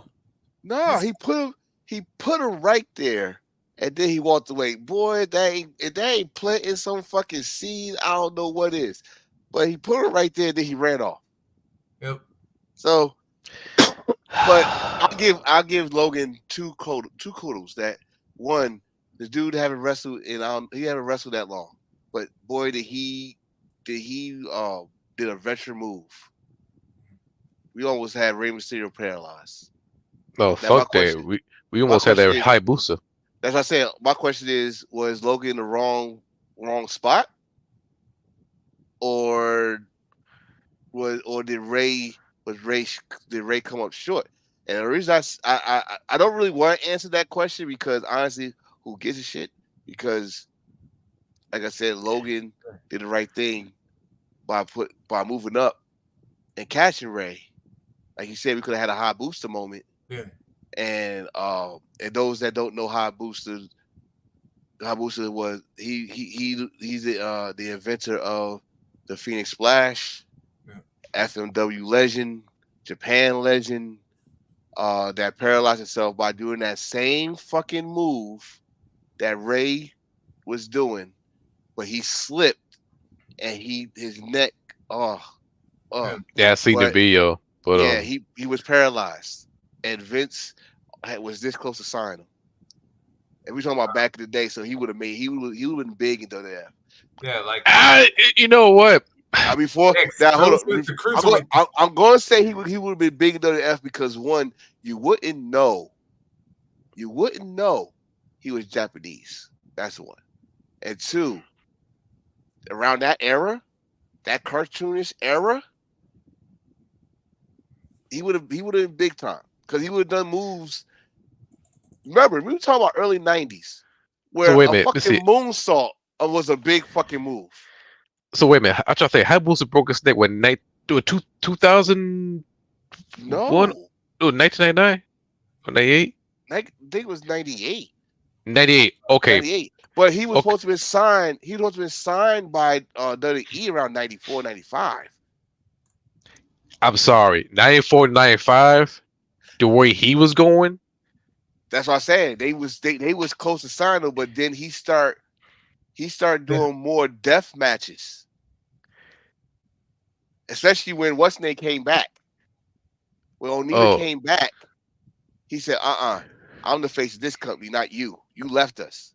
So he said he felt obligated to stay.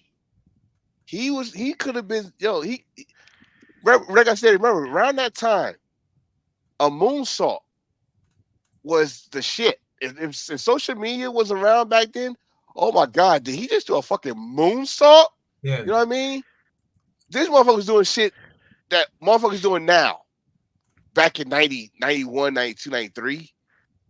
The Phoenix Splash, Seth Rollins is doing that shit right now. I'm start thinking about right now. Hayabusa in 94, 95. He would have been the first Japanese to win the Intercontinental Championship. Yes. And he would be right next to Bret Hart and Shawn Michaels. Oh yeah, because he would have. Can you imagine that match? Can you imagine? 1, 2, 3 Kid. Yes. Could have had him against, and then he would have been signed just around the time Hakushi would have showed up. Tag team. Do you understand what I'll go? They was tag team in ECW. Let me tell you something. If that would have happened, Shawn Michaels would not touch Hayabusa. Hayabusa will be the international star. Talk, Hill. Talk. I think that would be a game changer right there. Because if Hayabusa was to stay, Hayabusa will be the first a real true Japanese champion. Then he will be the face of the '90s, and Shawn Michaels, he'd be hard for him to catch up. Shawn Michaels would have been pissed out his damn ass. Y'all remember what they told you about Shawn Michaels in the '90s? He cried and he bitched and moaned if he didn't get his way. He would have bitched and moaned because Hayabusa would have had his ass in the click a sucker click. All right, god damn it. Booster would have had Vince saw money. He had that right. Hayabusa versus Owen. Hayabusa versus Owen. You just missed 1, 2, 3 Kid. You missed it again. The match between him and Shawn Michaels. The match between him and Bret Hart, because Bret Hart and what's his name had a great match. Right. Then you go. Then you put it in tag team aspect. Excuse me. Just remember they had a ECW match, tag team title match against Sabu and RVD. Yes, one of the most. I think I can't say it's underrated, but it's one of the most. No, it was underrated. Was that Heat Wave? It's very underrated because nobody will talk about it. They need to talk about it. And the story was if you wanted to know RVD's weakness, his weakness was Hayabusa. RVD's weakness was Hayabusa. He never beat Hayabusa. Never. And that's what I'm telling people this shit right fuck now. That shit, this is a lot of what ifs in wrestling. Yeah. But that's one of the top 5 to top 10 what ifs in wrestling. No. That's top 3. It's still what I'm saying. It's in the top 5. But it's like if he didn't slip on that rope, that middle rope, That's 2000. what we could have had. Or no, 2001. My bad. What we could have had. TNA, not TNA, NWA TNA. He would have been in New Japan more. He would be in the same boat as Yuji Thunder Liger, or even more. And he would have been at least Noah champion. Or I'll give you this one. Let's say if now I want to really think about drive this one home. Imagine if when WCW got bought out, right? Mm-hmm. Yeah, imagine if you would have had their cruiserweight.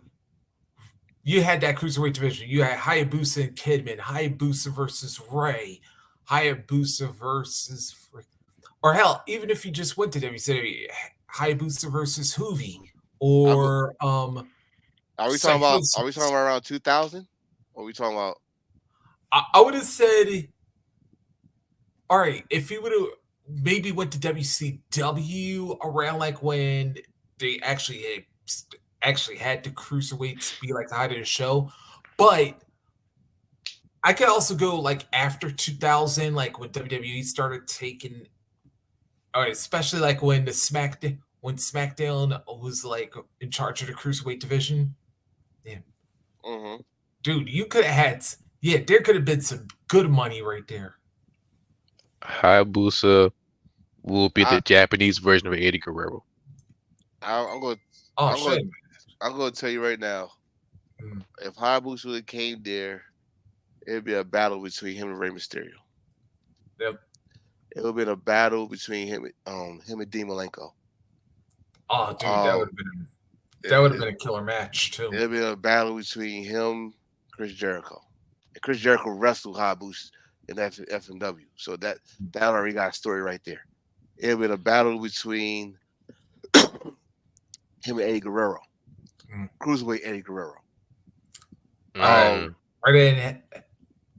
Even now, you put Hayabusa versus Helms, Steven. I'm gonna go. Not Hurricane version. No, I'm gonna go one better than all the ones I just said. Hayabusa against Ultimo Dragon. Oh, that's WrestleMania.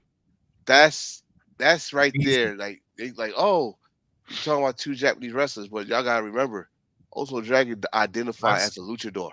Yeah. Yes, he's from Japan, but he got all his moves, all his work, all his name was made in Mexico. Okay. Japan never signed Ultimo Dragon. He wrestled, but he never signed. Never signed. He came in and took y'all fucking belt. Just like he took all those other belts.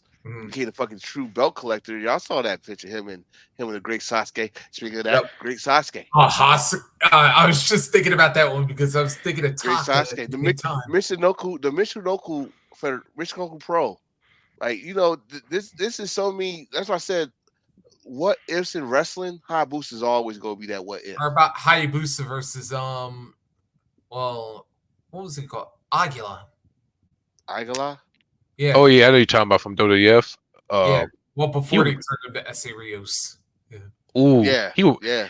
Hayabusa will murder him. But if Hayabusa will stay in WWE, and we definitely go into a different topic, I think Hayabusa will get lost in the Attitude Era because for him. Are you sure? Are you sure now? Because remember, we just said that he elevated himself for those death matches, right? Yeah, that's he gonna be.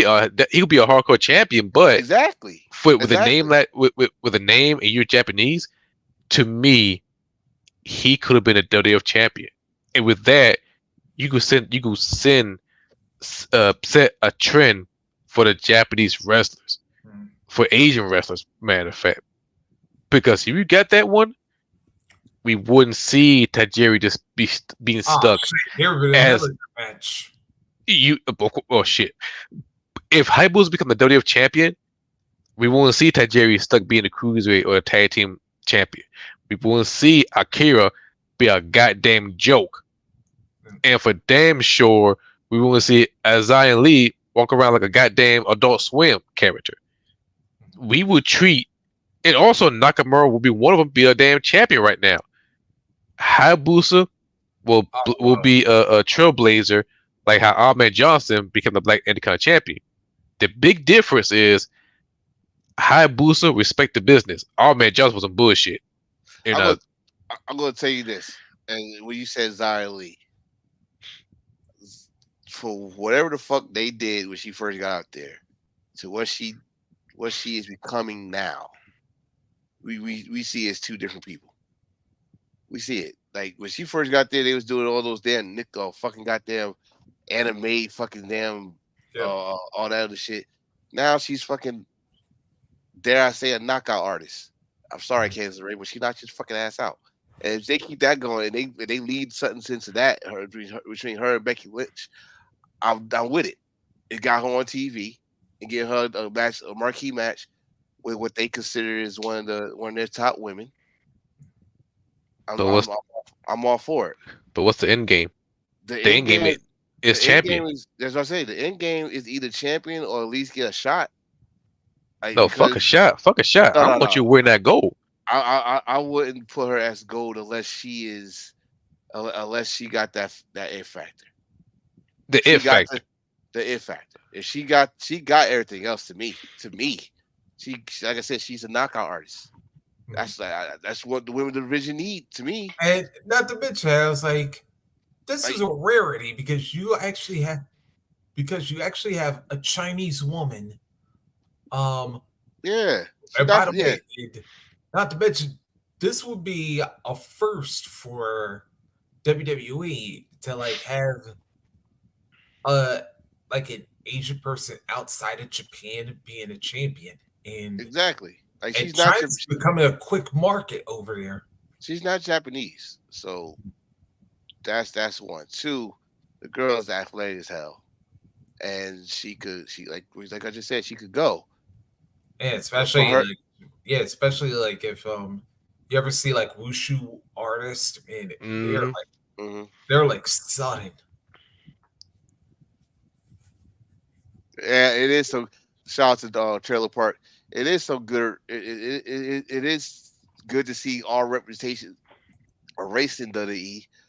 Oh, like you just said, she's from China, and she's up there. She's representing her country very well.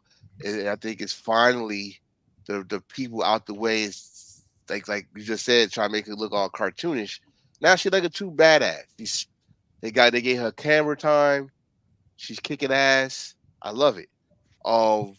I think they could have actually did something with the God, what was the thing they did at NXT? With Winnie Shu? Yeah. God. I know you're talking about. I love that. And the fact that y'all told me that was Wendy Shu, I was like, get the fuck out of it. That was not the Wendy Shu. That shit was awesome. The presentation was awesome. I love that shit. They should have kept that shit going. Don't get me wrong. I think they are. I do love the Wendy Shu. Sunshine. That's I do love her now, but I think they should have kept me like that because it was mysterious. The presentation was great, and what was homeboy that was with her? Yes, him. If you go back and watch NXT with Van Water and old boy, look at the background. There was an interaction between him and the Asian wrestler. Yeah. What was that all about? That's one thing. I can't say that's my biggest pet peeve, but I wish they do a story behind that. Because I'll be paying attention to all the background. Like it's some like real life Dirty 2K24 type of shit. But while watching, I said, okay, I'm more interested in what's going on, the background. Yeah. Because I seen them two talking like, okay, what's going on about them two? I see dude with a white face, and then he following behind. Like, okay, are they gonna follow it up, or I gotta go watch Level Up? Because I think they are. I think how you just said it, like motherfuckers notice shit happening in the back, and then they start to push shit on screen with it. Like when everybody noticed when Drew was talking to Rhea in the back, and then they brought it up the next week. Like, what was going on there? Blah blah blah blah. So They do a lot more of these shits in WWE. So kudos to them. I guess motherfuckers like, hey, that shit works because now motherfuckers pay attention beyond. Like it's an Easter egg all over the situation. So I mean, I guess we getting kind of off course here, but yeah. And one thing I'm about to say, I hate to say this, and I know AEW Ride Die fans gonna be pissed off. I don't give a fuck. They did a much better job with the Easter egg story better than AEW. Because right now I'm more intrigued what's going on behind the scene, and they kept it going. AEW, they got this good story. They got the good story going, but they constantly drop it like left and right. I'm like, no, follow up the story. That's the one problem I have with AEW. Is they don't keep the story going. You got a good strong story, and you just drop it.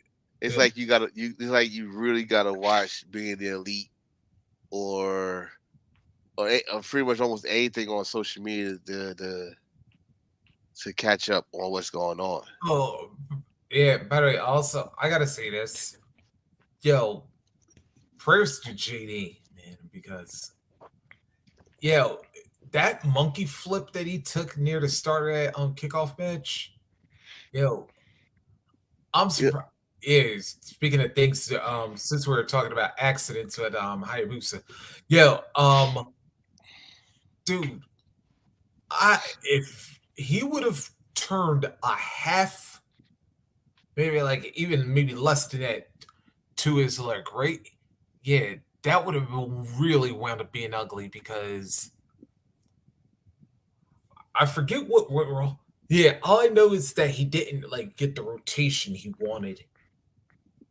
He landed sideways into the ropes.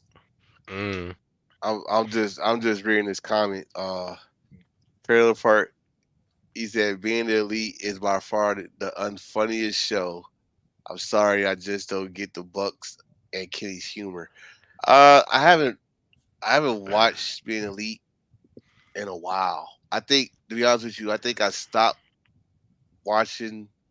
I need to go back because some of this stuff, I think they try to bring the Being Elite into what they do all to AEW. Like, some of the stuff they're doing it look like it should be on Being Elite, but everybody got a right to their own opinion. So I'm just gonna leave it at that. Yeah. Can we get to another subject? Because there's one that it's two subjects that you got on the card that I really want to talk about. I know what I want. Yeah, I want to get one out the way right now. What's the that? Sugar Booger? Yeah. Yeah, let's talk about that. Let me go first. Let me go first because Sugar Booger. You talking to a guy who's a big fan, watching Narcos documentary, watch Scarface, Paying for Shata, all of this shit. What we see is nothing new to me or to us. You talking to James Mitchell. That's his shit. But I understand why CW is upset because that's not CWMO. That's not them. If you watch their program, it's more like ABC Family. It's more family friendly type of shit. In which I get it, I understand.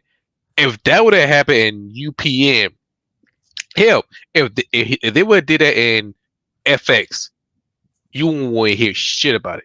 If that would happen at HBO Max or Max per se, nothing, because that's what we see. We see cocaine, drugs, violent, titties. That's what we see. But for CW, that too. But for CW, that's not their MO. And once they saw that on social media, they got the panicking. But Billy Corgan, he said he want to put that on a pay-per-view. I understand what Billy Corgan is doing. Yes, but you should know what you sign up for. If you just stick with YouTube, cool, great, that's wonderful.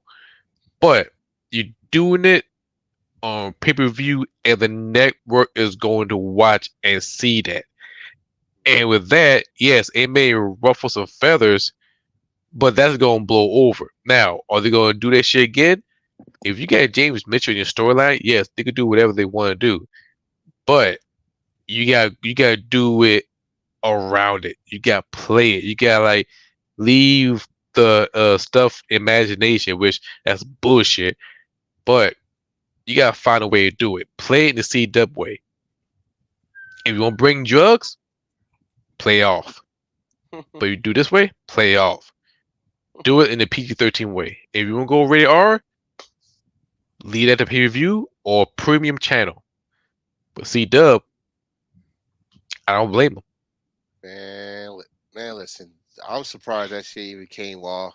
Like I said, this is a sensitive ass era, but everything you do is so fucking microscope and all this shit. And the fact they did that shit on a pay-per-view, by the way. But like you said, they are about to start with a network.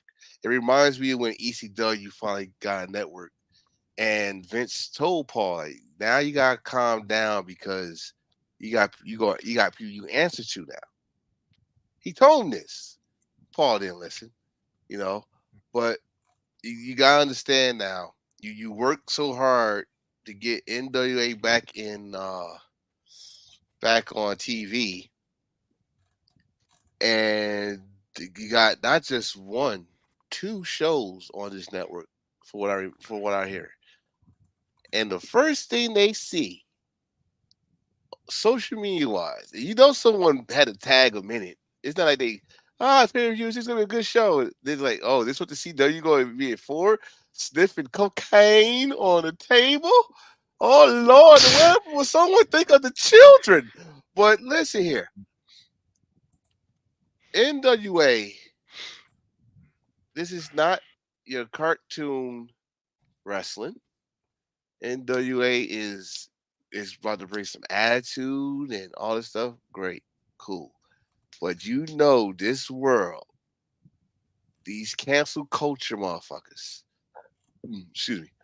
that want to cancel every fucking thing, everything that we love to our hearts. They wait for shit like this to happen. It's as soon as they saw that shit, we gonna get one of these damn wrestling companies out of here. As soon as you did that shit. Soon as you even said, I'm going, so you just did that. You didn't sniff nothing up yet. You just make the sound. Oh, I know what that meant. And then, but you could have found a way to make it seem like you did it. Put the camera up, all this shit. No, you actually showed the motherfucker, put his face on the table, and sniffed the shit up. Now, was it real? I don't know, but he still sniffed the shit up. You still sniff something up there, okay? I mean, shit. What, Kool-Aid powder? I don't give a fuck. You sniffed it up your nose, and goddamn it, you got people talking now. Billy, if this is how you want us to talk about the NWA, we will. Yeah. we had no problems talking about the NWA at all. But you wanted to talk about the NWA and just have us talking. Oh, we could do this. Oh, we could do this. Oh, what do you say? Oh shit, Jai's on here. Yeah, we could do this. But if you wanna I don't know. You wanna first get on the network? Get your show on the network first before you fuck up? I'm just saying. Just for shits and giggles. Get on the network first. Have like at least 2 or 3 episodes. And then maybe you can fuck around on pay-per-view. You don't do that before you even go on the network because you just giving motherfuckers ammunition or at least a target to come after you. So, bad timing. I say bad timing. But you know what? This been a long time that CW get recognition because right now nobody give a damn about CW. Man. Yes, John. We talking about Bobby Brown wrestling. Yes, we are. We are talking about the Bobby Brown wrestling. The Tony Montana table spot. Yes, sir. Yes, sir. Yes, sir. We talk about that. He said NWA stands for Now We're Addicts. To a point. Yeah. But yeah, that's where no one talk about that CW deal. We just talking about this man sniffing up the cocaine. I Yeah. got sound like that damn clown off of Melocopus, but Oh, Yeah. that's a classic show. I don't give a fuck. shit funny as shit. It's power That's my cocaine. that nigga had like a big ass power, just smashed his face in it and sniffed all that shit. But yeah, since we talking about I had to talk about this one match real quick that took place last week. Yeah. And I was like, this would be such a Ricky Morton type of match. Right? Wow. Then, it was a rock and roll show. It was a rock and roll tag match, right? Mhm. It was Kerry Morton and Alex Taylor against the Headbangers. Oh, I seen it on Twitter. Headbangers. The Headbangers. Yes. Yeah, that Twitter. Mosh Thrasher. I did not see the whole preview. I just saw the main event. Yeah. And because that's all I could talk about is the main event. And that's another thing. Yeah. Very underrated. People not talking about that. Yeah. Good match. And then that ending of the show. But you just said the Headbangers. Are we fucking kidding? Yes. Even in 2023, we are still talking about Mosh and Thrasher. And by the way, I should mention the stipulation of this match. That anytime your partner kicked out of a pinfall attempt, you get to take a shot. And now you see why I said this was the most Ricky Morton type of match. Wait, wow. it was the Headbangers against the Rock and Roll Express? No, it was Kerry that was wrestling in it. Oh. Yeah. So if you kick out, it's a shot. Yes. Damn. That's some Lucha Underground. Some 80s. Fuck that. That's some 80s shit right there. Again, now you see why I said this was the most Ricky Morton type of match, because we all know how Ricky loved to throw back. I mean, he was rock and roll, baby. Woo! Yeah. You know, I'm sorry. I was watching some old school NWA. That motherfucker had me bugging out laughing. He had the mullet back then. Well, anyway. So 3 years and it ain't go nowhere. Oh, it ain't going nowhere. He's still partying. No. Fucking arm flabbing everywhere and shit. Anyway. Really? All right. We're talking about legacies here, people. Yes, Lucha. Not Lucha House Party. Lucha Underground. Lucha Underground was the best, one of the most underrated show of all time because it was on Elevate Network. Because if you got the network, now it's going on. But Lucha Underground is one of the shows that you could actually say it doesn't feel like a pro wrestling show. You watching a soap opera show because it's like a grindhouse feel. It gives you some great wrestling match, a story you can focus on. And here's the biggest part. There was no such thing as Wednesday Night War. There was no such thing as fans fighting each other. You know what we got back in them days? Elevate Network. You can watch Lucha Underground at 8 p.m. After that, you can hop on the, WWE Network and watch NXT afterwards. You got wrestling show on one night. It was a beautiful time. But Lucha Underground gave us some best match. I can remember Willie Mack versus Johnny Lucha in an Iron Man match. One show, one match. Time. Or what alias was he going by? Wasn't he Johnny Mundo? Johnny Mundo. Yeah, Johnny Mundo. I know it's hard. Like I said, it's hard to keep track. He's Johnny got everything. Like 600 aliases, and there's like you know what? Nitro TV. You know what? You said something that I'm still pissed off about when it comes to WWE when they did that. And this is where I tell people, like, they can't never say that AEW is not competition when y'all brought NXT from a very comfortable spot on put them on network television. You could treat them just like y'all treated Lucha Underground. You could have had your shit on live if you want to watch it live. This is 2000. When this shit came out? What 2019? Yeah, 2019. Yeah. This is we from 2019 2023. Did they say fuck it? We gonna discontinue DVRs? Yes. Like y'all motherfuckers forgot y'all could just DVR shit. You know, like I mean.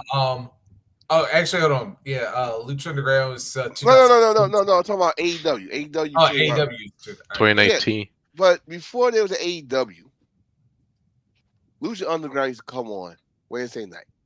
And if you want to watch NXT first, cool.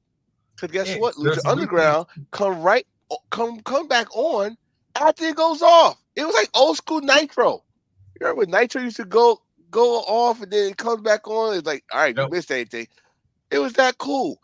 Lucha Underground also, if you was not into Mexico scene of wrestling, the Lucha Libre, you got to know some stars.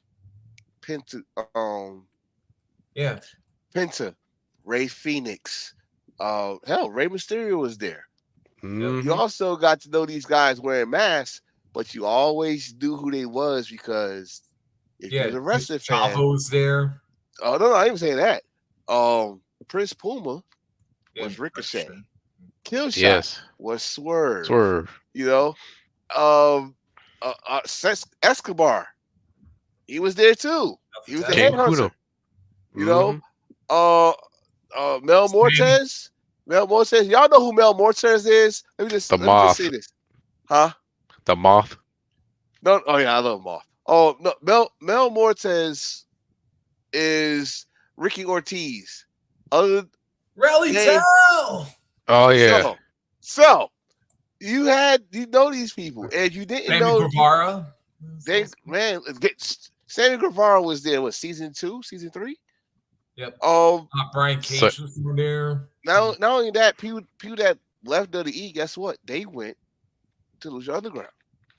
Sammy Callahan went to Lucha Underground. Sonny Kiss. Thunder Rosa was there. She was Queen Cobra or some shit like that. Cobra Moon. Paul London. Paul London.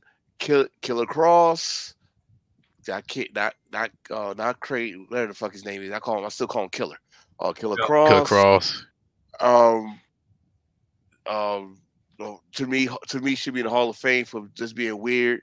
But Vampiro was there. Of course, Io Sky. That's where that black manager. Are you talking about Famous B? Where's Famous B? Famous B. Well, he quit. He quit being a wrestler. So he might be managing the West Coast, but he quit being a wrestler. Famous B used to have Valkyrie was there. Tara Valkyrie, where she was skinny. Here we go. When she was skinny. In fact, that's how I got to know Tara Valkyrie. Was Lucha Underground. Yeah, I know who Tara Valkyrie was. Yes, Supermax. Jeff Cobb. Yes. Jeff Cobb, it is because Lucha Underground. Mm-hmm. I'm like, what the fuck? So, and then you got. How about this? Speaking of Luchasaurus. But no one will talk about this. You just remember they had a beautiful ass title belt. Yes, that beautiful big ass belt. It was awesome. It was Conan was there the first season. Yep. Mm-hmm. Conan, and like they brought some history with that shit. Like Conan and Vampiro did not like each other. Yeah. Real life don't like each other. Still don't. But they'll work with each other. But they'll use that shit on screen. They brought some epic MVP was there. Huh? MVP. Was he? Yeah, season 3. Oh, really? Yeah, he was for a good For bit. like a. I remember. What's his name? Ezekiel was there. That's who introduced Willie Mack Yeah. and that's who introduced Willie Mack and Killshot. Brian Cage was there. I love Brian Cage there. I'm sorry. I just mad he never won the title. Daga. It had to throw a little impact there for. Well, yeah. Daga. Chelsea Green was there. Like we just throwing out names here. Jesse from the Bromance. Yeah. And how about this? I'm going to tell you this right now. Before Impact did it, Lucha Underground did it. There was a female world champion to the company. Yes. I know her name is stained for what she did, but Sexy Star was the champion in Lucha Underground. Everything was like, and the thing is, Penta, like Penta, when Penta got there, Penta was not a household name. Penta or Ray Phoenix was not a household name. No. The only way you gonna know that you saw them in Mexico, that still didn't make no damn sense. They was not a household name. Lucha Underground helped Penta and Ray Phoenix become a household name in wrestling. No ifs, ands, or buts about it. Once they got on scene, unless you was in PWG, you didn't know Penta or Ray Phoenix. When those motherfuckers hit Lucha Underground, they was awesome. And one thing I loved about Lucha Underground, they had tag team titles. They got trios. Yeah, trios. They had no Intercontinental or they had the championship. Yes, they had unique titles. They had unique titles for unique situations. Like that fucking Battle of the Gods match to get everybody had to have the coin. Yeah. And then I was like it was a ladder match or something. After you put the coin in the belt, you had to go for a ladder match. Each person that had the coins in that match. So you had that. You had what was Aztec Warfare. Aztec Warfare was pretty much the Royal Rumble. The Royal Rumble, but the winner gets a title shot. It was so much, and the season finales was fucking epic. It left a cliffhanger. Like, yo, this is when they season finales. They season finales with season finales. Like, okay, we gotta wait till another year for this shit, you know. But you wanted it. You wanted it. So, and again, there was no such thing as Hill said earlier. There was no such thing as, oh, screw Lucha Underground, oh, screw NXT, because you got a chance to watch both of them. No ifs, ands, buts. You watch both of them. Now, I still say WWE fucked up. I still say that shit. I'm not fucking. I'm keeping that same energy. Y'all fucked that shit up for yourself. Y'all could have made more money keeping that shit WWE Network. We don't have to worry about no damn executives or network fuckers telling y'all like, the sponsors not, your advertisements is not working. Well, motherfucker, you had it on your own network. You are the advertisers. All you do is advertise y'all damn merch. This is a fucking 20-year grudge I got with WWE. Ever since they went fucking public. Ever since. That's my motherfucker. But I digress. But when you look at Lucha Underground, nobody talks about it that much. Of course, you know, belt collectors, as myself, we love the Gift of Gods, the trio, the World Championship. But when you look at Lucha Underground as a legacy of the show, they brought something to the table. They brought something during the PG era. They brought the attitude into wrestling. We see someone get murked. We see women fight each other. We see women being the big storyline with Dark Penta. We start breaking women's arms, breaking people's arms and shit, and then he got get back. And those things you care about. And plus, we see a hardcore match during that time, at which they go all out. Of course, TNA after the Hulk Hogan shit. But for Lucha Underground, this promotion, you could walk away being happy. You could walk away with that no complaints. We could walk away with nothing. The only thing you would say is, I can't wait for next year. I can't wait for next season to come around. How about this? They was the first to do cinematic matches. Damn it, you just see. This is how you know we've been friends for a long time.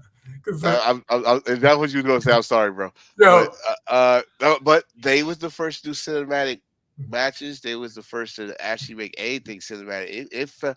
To learn these guys, they made it feel like it was a fucking movie. Yeah. It was like watching a fucking movie. I didn't know who the fuck Aerostar was. I'm like, who the fuck is this dude? Think he gonna wrestle? Oh my god, that I love that character.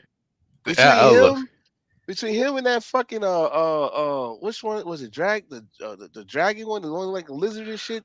Yeah, I know you're talking about. I was like, what the? Who the fuck he gonna wrestle all those guys? I was like, I was heated when I first saw it. Who the fuck he gonna wrestle all those goddamn lights? I was heated, but he's good. He's great. Again, a lot of people I'm learning because like I said, Reese, you know where I want to go. Yeah. Up north, we could get AAA on Sunday afternoon. Yep. And I moved down here. I think right after season 1 of we moved down after season 1 of Lucha Underground. Okay, so we didn't see no more AAA, and this is around AAA was actually on a downward spiral. As most wrestling companies, they always gotta get that downward spiral and shit. And we also gotta remember Lucha Underground has some bad eggs. Oh, in fact, you also gotta remember somebody else who our current women's champion Io Sky was also in the Lucha Underground. Yes, yes, they beat the shit out of Penta. Yeah, that's what we're talking about. Yeah, Io, Kari Singh. I forgot who the other chick was. But they beat the shit out of was there for a bit. Yeah, they beat the shit out of Penta. But when I was talking about bad Alberto. egg, there you go. I was talking about bad egg. Alberto. Oh, you. Yeah. You already knew that. Bad egg. Bad egg. He was talking, dude. Let me tell you something. You know, people don't give a fuck about you when you start talking shit by WWE and Empire Wrestling start playing their theme music loud as hell. He was like, bro, he. I don't know what it was. I think motherfuckers just got sick of it. Like, all right, dude, we get it. You pissed off at WWE, so the motherfuckers who play their fucking music loud. Like, hey, it's time to go. I'm not done talking. You're done talking. We go to commercial. They did all that shit. But besides him being around 8, he did have some classic matches there. Him and Johnny Mundo, which turned Johnny Mundo heel, was a great match. Which brought Melina. If you remember, Melina came.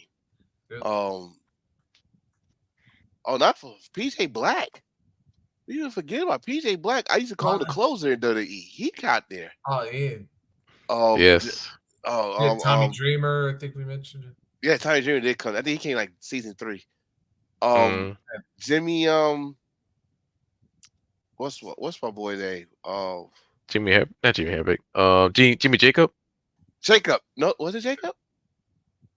Not Jimmy Jacob. No. What? Well, I think Jimmy Jacob was there, but no, not Jimmy Jacob. My man, he was in AEW with Angel.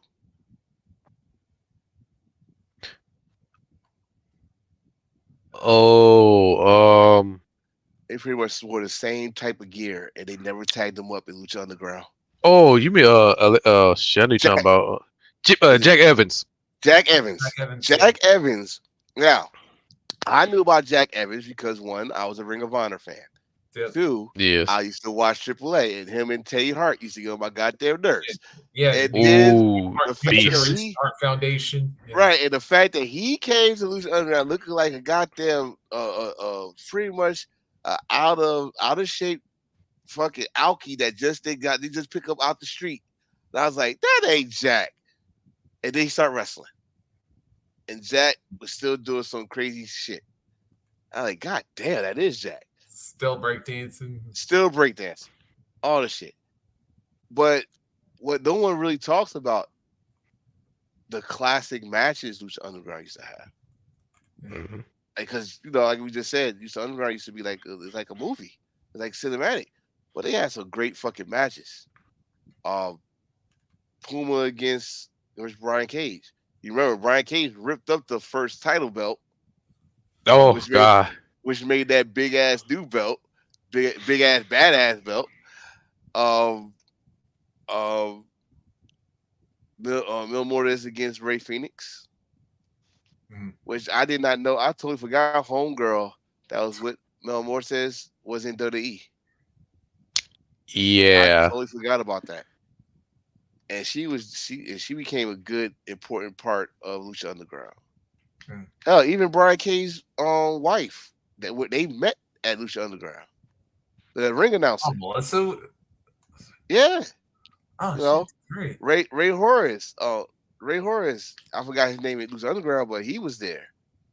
So it was a lot. It was a lot going on, but it was good. And I think they was only on for an hour. Yep. Yeah, that's all you need. It was on for an hour, and they put some good fucking matches. Plus, Shaw was there. Yes, she was. Yeah. Yep. That crazy nut. But I mean,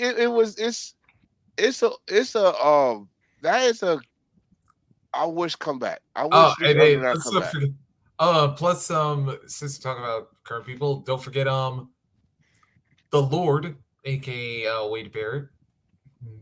He was wait, what? Wait, was there? Final season. Yeah. Oh yeah. It's like a management or like a investor. See, one thing I do remember, I kind of pissed off. This is why I wish it was a season 4 or 5 of the last champion was Jack. Jack Swagger, yeah. It was Jack Swagger. Yeah. And I was like, what the fuck did he got to do with Jake Strong? Right, Jake Strong. He was kicking their ass. But I think the last season that was the downfall when they changed it. It looked all bright. I like the original set of Lucha Underground. It looked gritty and stuff. Mm-hmm. And then they come back and you see all these sponsors on the ring. Fucking the beers. What's that beer sponsor? Straight up Latino sponsor, by the way.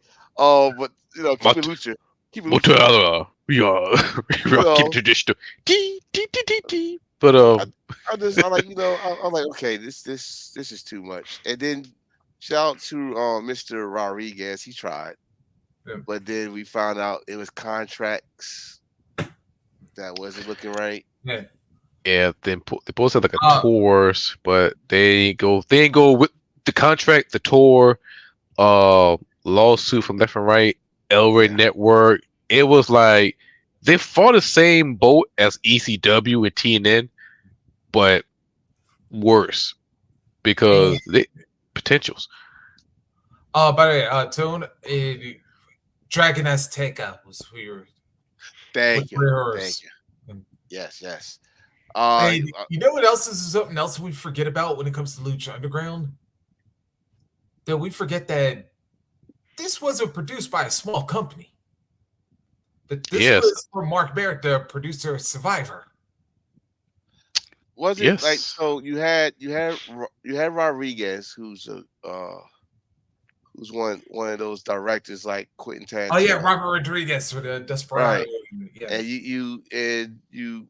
That's why I said the movie aspect of Lucha Underground was awesome. And then again, great match. I'm reading what Derek put up. Prince Puma against Rey Mysterio. That was going to help. I like a pass the torch match. Yeah. Which Ray beat him, so that's not really passing the torch. He was. I do like what I do like about if I say I remember anything, if I remember any match or storyline, was when Penta was, like you said, was breaking everybody's arm, and Vampiro. Oh, it's Penta Dark. He wrestled Vampiro. He beat Vampiro, and then Vampiro said something about, "You finally passed, my son." Like, what the fuck? He just beat your ass, and which started the Penta Dark, which he got the title and became champion. His Penta's reign as Lucha Underground champion was awesome. But Yes. I love one character that nobody don't talk about. I think you brought him on early was the Moth. Manny was, and then he had his sister. Oh my god! Yes. Oh my god! That dude was creepy. But boy, I'm mad that no one picked him up. Yeah. I don't know if he wrestled in Mexico. I Parted don't him know. off. Yeah, like no one picked him up. He's talented as shit. I think he could give you a good solid. I think he could. Like his best match was against Killshot. Yes. Killshot. Yeah, actually, no, he was which was Swerve, by the way. For a cup of coffee, but yeah.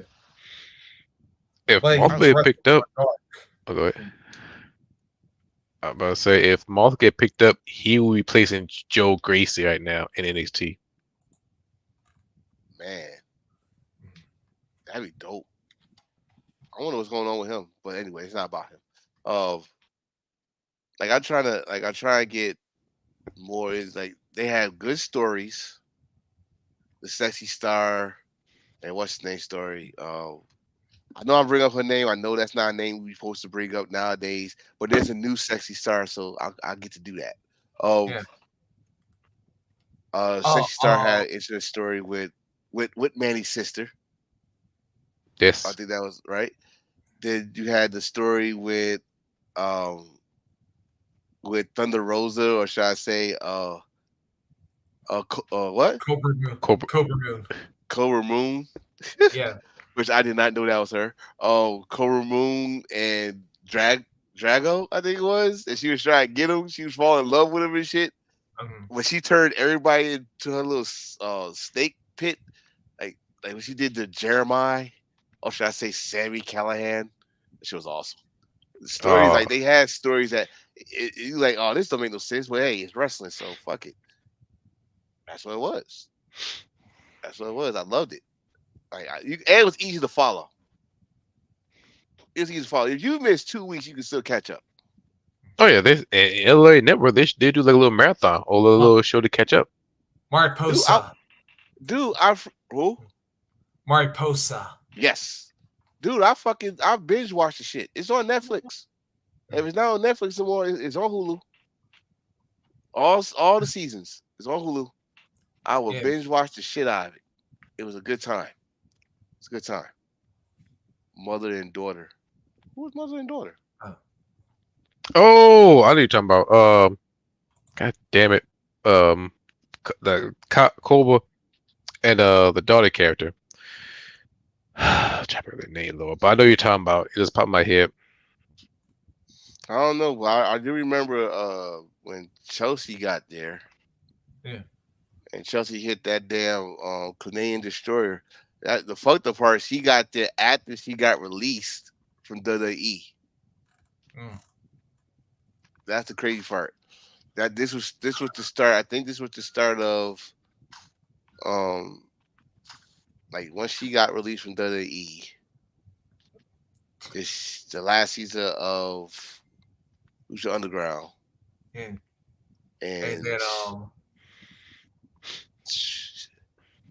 he said her mom was a cop. Who? Wait. Who mom was a cop? See. Damn, I know you. I think I know what you're talking about. It's one of the wrestlers was a cop. I do remember. What's his name? That was with Ezekiel. He was an undercover cop. Yes.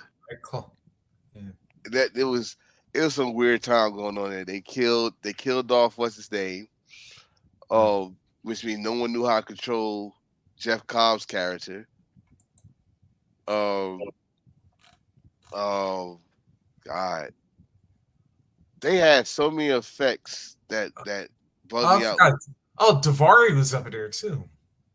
Yes, Davari is up there. I love who they used to like do some crazy shit like Mil Mortes against Jeff Cobb or whatever that was. Yeah. And they went through the roof of the office. Okay, this the one we're talking about. It is what's the name? Oh, we got a winner. Trez Katrina. So she pretty much is revealed later that that's on Captain Vagres is her mother. Huh. Wait, whose mother? Katrina, known as Caroline Perez. Yeah, she was Maxine in NXT for a little bit. Yeah. Maxine. Oh, okay. I mean, what else was weird about that shit? There was a lot of shit. Wait a minute. We should mention the biggest part of all. Lorenzo Lamas, Mr. Renegade. Yes. Crest. Yeah. Well, he was the councilman up there. Wait, the Renegade? I totally forgot. This is a lot of shit. How about this one? Before y'all fans booed him out the building, he was on Lucha Underground. Cody he got beat up in Lucha Underground. Yeah. Dominic got beat up in Lucha Underground. Oh shit! Never gonna forget that. Johnny Mundo beat the shit out of Dominic in Lucha Underground. Before y'all say he didn't pay his dues, remember that. He got his ass whooped. Big time. I got to find that shit because it was funny as shit. He's like, damn, dog, you got big as hell. And he whooped his ass because he got big as hell. It was awesome. I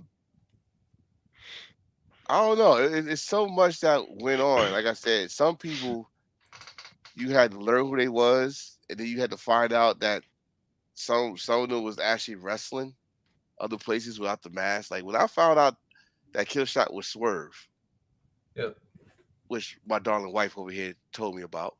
Like, no, that ain't the same guy. I had to look at him like, oh, he is slinky like him, but no, it's the same shit. It's how I look, and he does the same move set. From the back kick to which his best match is against the guy he just faced on Collision, AR Fox. Dude. The boot camp. The boot camp death match. And them two go back even further than that. They go all the way back to Combat Zone. Yeah, but that match was that was black on black crime right there, man. I like, goddamn, shit, goddamn. That's how he was. It was a goddamn shame. It was black on black crime. It's not right. Hate crime. It was hate crime. Well, like I said, them two go back like decades. Like so. That's I got one hell of a question for y'all. If Lucha Underground was still going on today, who from AEW or WWE would you like to see in Lucha Underground? MJF. You what? MJF will fit perfectly in Lucha Underground because he will be a big asshole over there. Yeah. But he will pull some dope match. And I would give him my credit.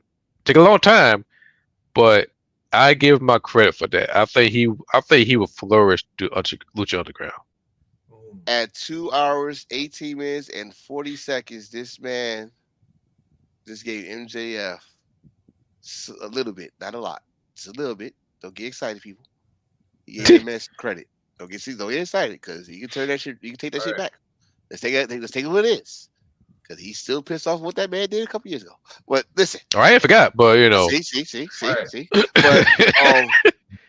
But if I say anything, I talk about someone we haven't like. I say Carmelo. Carmelo Hayes. Carmelo. Yep.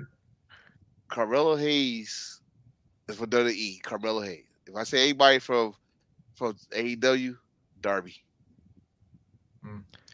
I can see him and Mortez. Yeah. Ooh, he. Oh. All right, I'm gonna go out. Going with it. I'm gonna go out the box with my AEW pick. The current version of Tony Storm. It will fit. It will fit. Yeah, it will fit. The cinematic. Yeah, I can see that. The shoe. I mean, long as she laying on the table passing oranges, I'm cool with that. So you want something? So you want some booty orange, huh? That what you want? Some booty orange? So you ain't. So you got quiet. So you got quiet now. Oh, get your ass over here! You want some booty orange? Hey, everybody!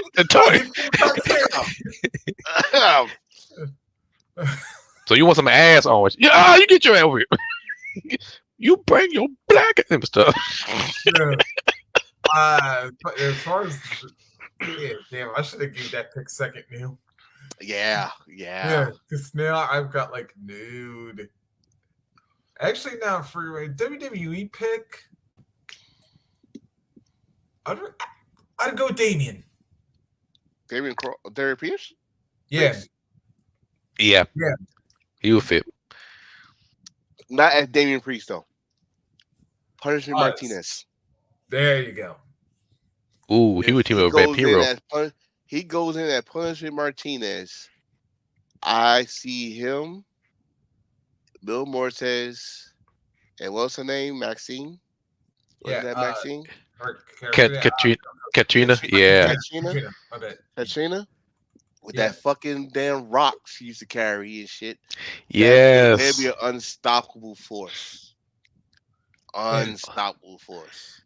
I still to this day, when I look at Damian Priest, and all I see is Punishment Martinez in New Japan and Naito giving him the middle finger. Because he didn't want to join LIJ. Yep. I'd do you one better. Well, two people.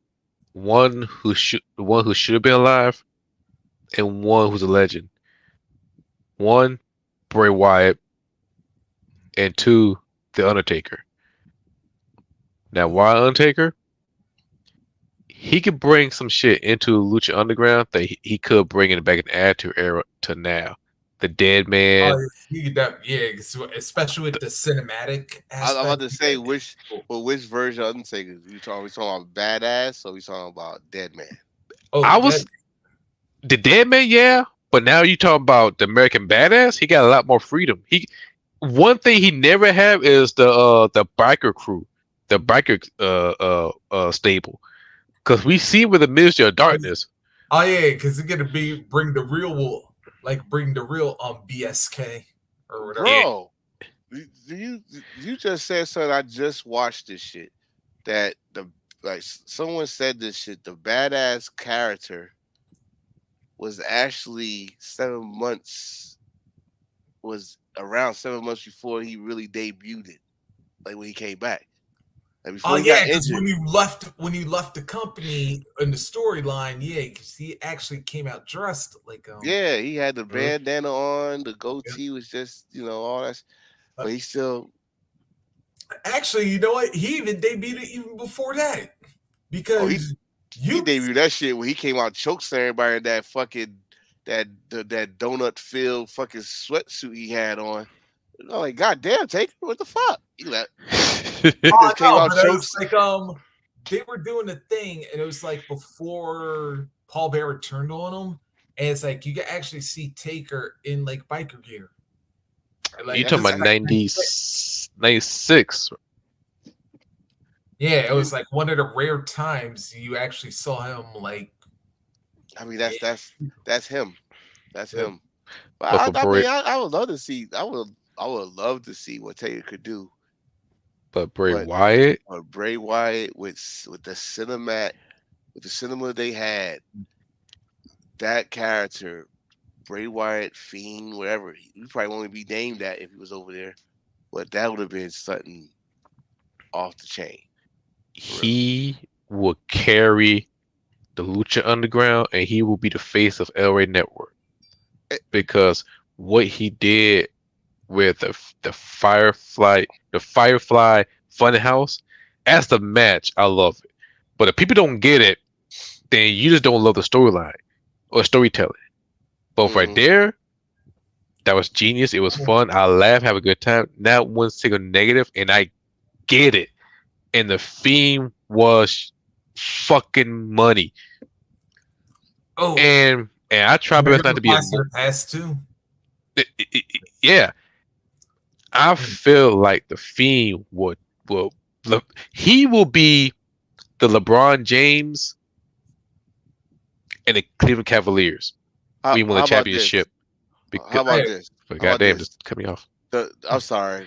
How about this? Because I gotta let this cook. Because it was a group that reminded me of the Funhouse. Oh, the Bunny Crew. Was that the Rabbit Hole Crew? Yeah, that one. They could have. Yeah, that could have been the Funhouse right there. You add Bray Wyatt.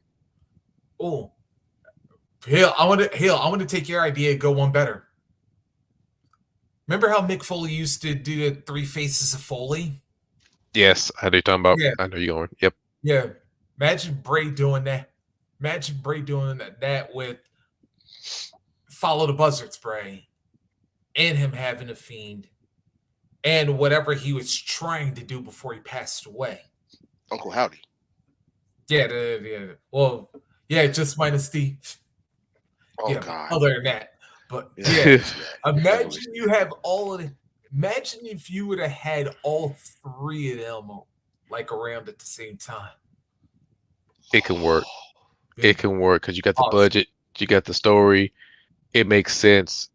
And one thing, creative freedom. Yeah. Once you give them that room of creative freedom, who could fuck with you? Wait. Before we say that, because that was one of the reasons why people got upset with Lucha Underground. They didn't have freedom. They had that much freedom. Yeah, to an extent.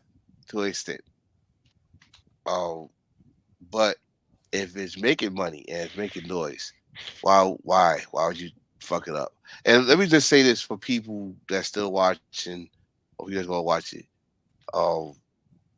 We're not saying this because the man passed away. This is fucking how we feel. Bray Wyatt, creative juices. Even Triple H said this shit. This dude got more creative juices than a group of people. Yep. So, hell, can you imagine? He could have fucking helped out the whole goddamn company by himself. He could have helped other wrestlers with their own characters. You know? Yo, I just thought of somebody else. And this would be my man. This dude was born way ahead of it. And by the way, pun intended for this one. Way ahead of his time. Could you imagine if Matt Bourne brought like Evil Doink? If he was live and like at his physical peak, but he would have brought Evil Doink to Lucha Underground. I think he will be loved. I think people who grew up in the New Generation era and ECW time, they will love that and they will appreciate that because they finally see what he capable of with that character and with Lucha Underground with the creative direction. Especially if he did like the Born Again character that since you brought up ECW. Like when he was like half Doink and half Matt. I'm gonna tell you right now, he would have his own stable. Let's not forget the crazy clowns in Mexico. Ooh. He would have his own stable. And they would terrorize Lucha Underground because remember they used to get motherfuckers from AAA. Lucha Underground. I don't know. Did they even get anybody from CMLL? I remember they brought Dr. Wagner in. Yeah. Yeah, I remember him. I think more affiliated with AAA more than CML. Yeah. Nick, I think they had a super show. I think it was Triple Mania, and that's when the Lucha Underground stars came down. And they tried to do a storyline saying they was trying to take over AAA, I think. Something like that. But yeah, Yeah, Lucha Underground, man. If anybody, if we talking about legends in their prime, that could have been in Lucha Underground, you went beyond with that damn Matt Bourne. God damn it. I got I gotta go WCW on it, and if I go WCW, Sting. no. If I go WCW on it, I gotta go like NWA before he was WCW. I gotta go with the Varsity Club. Oh yeah, Just because that was the most silliest fucking gimmick, but you didn't want to fuck with them because they was fucking amateur wrestlers. Right, it was legit amateur wrestlers. So Yeah. you had the Varsity Club. Just that name, that gimmick working, it will work in Lucha Underground. Mhm. You know what I mean? When I say that, I mean that they gonna think that their way of wrestling is the most dominant way of wrestling. So they already heel. So you disrespect Lucha Libre. So you already heel. Oh, perfect. You get what I'm saying? Yeah. So you already disrespect Lucha Libre. You. If anything, I say right now, God rest his soul, but I don't know why we didn't mention this. We mentioned Chavo. We mentioned his daughter. Why we didn't mention Eddie? Eddie and the original Frog Splash, his partner.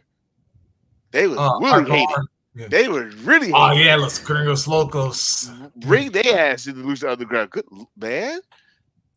And had that American flag jacket on. And yeah. Come on, man. With the pants. Come on, man. Damn. Like Eddie Guerrero, like I could have Eddie Guerrero. God rest his soul. Eddie Guerrero and Lucha Underground. One, he would have been a great asset for Lucha Underground. And he would have been a great mentor. Yep. We would see more than 80 or Eddie there would have. I would have even argued he would have been the star of the show. I mean, just think about what Chavo and Ray did when they was down there. Yep. They mentored a lot of people. So if Eddie was down there, I think like you say, either he's gonna be the man. He's gonna be the guy down there. But at the same time, we talk about Lucha Underground, like we talk about that shit like it's an urban legend. If Eddie was there, we would be talking about Lucha Underground as one of the key components of wrestling in the business, period. Bar none. But especially Lucha, especially it'll probably be even bigger asset than it. I mean, we talking about Lucha Libre in America. Just like we talk about Ray as one of the greatest luchadors, if not the. But he's only the greatest to us because he's the one that got shoved in our face, rightfully so though, back then. I mean, he ain't the only one. He ain't the only one. Yeah, but you hear how they talk. Like that's why I said Mexico, they don't see him as the greatest. They see him as he helped them. He helped them. Yeah, he helped open doors. Like Colibri a little bit. Yeah, he helped open doors for other guys, especially guys that's his height and stuff. Who went to Guerrero? That's like when you talk about like luchadors, you gotta like who they revere down there, like the Santos and the Paraguayos. Yeah, it's Rey Mysterio Senior even. It's understandable. Guerreros. Yeah. So that's why heavy metal. Yeah. That's why Mascaras. Good Lord, we got names up here, boys. Y'all saying some names up here. But it's crazy though. Like I think if Eddie was around and he had a chance, Lucha Underground 1 would still be around. Yep. My view, still be here. 2. Especially on Wednesdays, oh my God. Lucha Underground, Dynamite, and NXT. It don't matter if NXT was on USA or the WWE Network. You got 3 wrestling companies on the same night. What more can you ask for?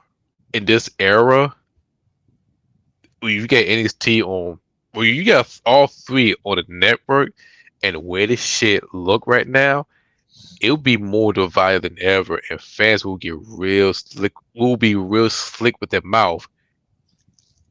If we watch that right now, and we rank them, I think Lucha Underground between 1 and 2, and AEW be in the mix. Or AEW be in the mix. NXT will be in the third and the second. Because one thing. No, I'll let you finish. I'm just gonna say watch, because see, the reason I was gonna say something was that you guys say this by taking certain people out of AEW. Penta and Ray is not in AEW. Swerve is not in AEW. They are in Lucha Underground. Willie Mack is in all right, if they go do a collaboration, then you might as well say it's still AEW and NXT versus NXT. Not really, because you gotta think about it this way: AEW work with Triple A can work with Lucha Underground. So with that way, you can watch, and plus the taping, you can watch them, then you watch them at AEW. The only big difference is you're not gonna see Kenny Omega and Lucha Underground. Question mark. You may you may see some a crossover, but so if you see like a big name from Triple A come to Lucha Underground, yes, huge different, and you see him treated as a big star. AEW lost in the shuffle, but NXT they're so far behind. Like you can't touch Lucha Underground. You're not going to see a death match in NXT. They could try, but no. you ain't gonna see it. No, the reason I say no because that's not a death match. Has never been WWE's forte. Never. We had matches that looked like it could have been a death match, but they never promoted or advertised it as a death match. And one thing we're not gonna see is a ball wire explosion. AEW that's fucked up, but in WWE in history, hell no. Yeah. Hell no, you go. Listen here. I'm still pissed off about that, by the way. But again, they made fun of it. They own up to their shit. Unlike WWE will own up to their shit. Nah, because let me tell you, if you ain't seeing an Attitude Era, forget it. You ain't right. Right. Like what we saw in the Attitude Era is as hardcore as it's gonna get. Motherfuckers getting thrown off a fucking top of Hell in the Cells or through the Hell in the Cell. But wait a minute. We've been seeing that. It's called FMW. Oh, well, I don't think we saw anybody get thrown off the top of a cage. Well, they jump off, but I mean, we seen exploding cages and exploding rings and motherfuckers wrestling in rings of fire and which I still call Sabu and the Sheik crazy motherfuckers for doing that shit. Yeah, that's a Inferno match right there. That's a true yeah. You want to lose weight, motherfucker? Get in that ring. You lose weight 5 minutes, but you're gonna be roasted. Hey, you know what's fucked up? We would never see one single black wrestler in FMW. I don't think so in the history. At least I'll go back and watch all the stage volume matches, but not one black wrestler in FMW. That's because a black wrestler is smart. Yeah. We could have made history. We could have made history. At the same time, yeah, we like ourselves not to be completely scarred, and we like all of our limbs intact. Listen, I'm gonna say this. I think hold on. I think there was a black wrestler in FMW. I think Abdullah Bush was there. No. I'm talking about Afro. Okay, he's from Atlanta. That don't mean shit. How American can you get? He's Canadian. There we go. Oh, that's why he's fucking. Oh, never mind. I am not gonna say what I want to say. But anyway. Yeah, now you know why. Let me say this. Okay. It's certain things we don't need to make history on. Okay. There's certain things we had to be the first black to do this, the first black to do that. No black man, American, African, Jamaican, any nationality with black in it, don't have to be FMW. Have fucking goddamn scratches on their forehead where you can put poker chips on and have fun with it, the sick bastards, or have loose limbs and shit, and have what you call those shits, the bed, the nails and shit, the marks, and all that shit. You don't have to have that. You know, you don't have to have that. It's not. It's just not culture, man. I don't even know why certain people do that shit. Like, listen, for my entertainment, no, that's not my entertainment. You sick. Actually, you know what? The Dudleys were briefly there, so. Oh well, So- yeah, Diva Yeah, was okay, there. Diva. Okay, I take it back. Diva was there for the tag team. But what I just say? Look at his forehead. Hmm. Look at his Yeah. forehead. Look like goddamn ground beef chopped up. He got that shit all over. No, his hairline. You remember that part he used to have? That was no fucking barber part. That shit was cut. Oh yeah. That was a cut. That was not no part. This shit was cut. He couldn't grow hair where that shit was anymore. It was cut. Nah, He bro. bald head now. Yeah, he bald head now with titties. He just bald head. Oh my god. Oh man. We just went all over the place. But yeah, those are people I wish. Any females besides Tony Storm y'all would like to see on Nikki Line. program? Nikki Lyons. Where the fuck is she? I mean, I love her pictures and all, but we need to. We forgot about her since Lola Vice took over. Yeah. Oh, wait That's a fucking minute. I had not forgot about Nikki Lyons. Fuck. No disrespect to Lola. You know, I dance with you all night. But we not forgetting about, thanks to Tiffany Stratton, I cannot forget about Nikki Lyons. And it seemed like they working on something with that. I think Nikki Lyons is gonna come tag up with Tiff. Whoa. Before you say hell no, have you seen their pictures together? Yes, I've seen the pictures, but You like them? yes. But one question: we could like the picture already. Well, we want that chip. Well, Tiffany had it. Yeah, but we ain't got an NXT Women Tag Team title no more. So Yeah. Who says? but they gonna bring him back? They still got to defend those. It seems like they still defend them to all 3 shows. Yeah. So we ready to see Nikki Line on the main roster. I just want to see her. Period. It don't matter the main roster. I'm sorry. She can come on TV right now and just say, and then that's it. I mean, where you been? I'm sorry. The purists that took over me like Venom. Right now. How dare you, sir? How dare you, sir? Yeah. I didn't come out with wings. If you know. But right now, I just want to see you wrestle. And right now, Lola Vice, she got the fucking package. She got the whole Amazon Prime package. She can dance. This nigga says she got the package. Like, this is fucking sleep in a closet. You got a package? She is. She can dance. Yeah. Package, Rosie. Package. She got everything.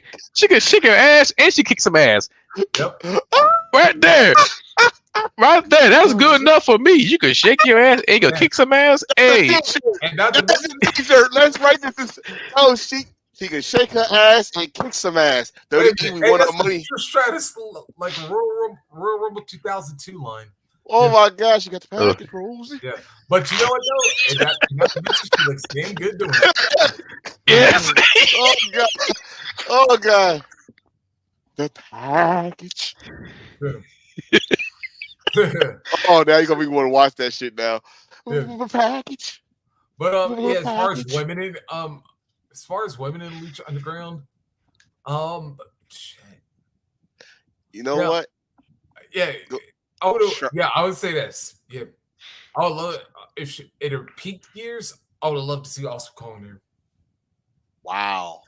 Ooh, the big one. Yes, the big Awesome Kong, not the slim one. The big one. Yes.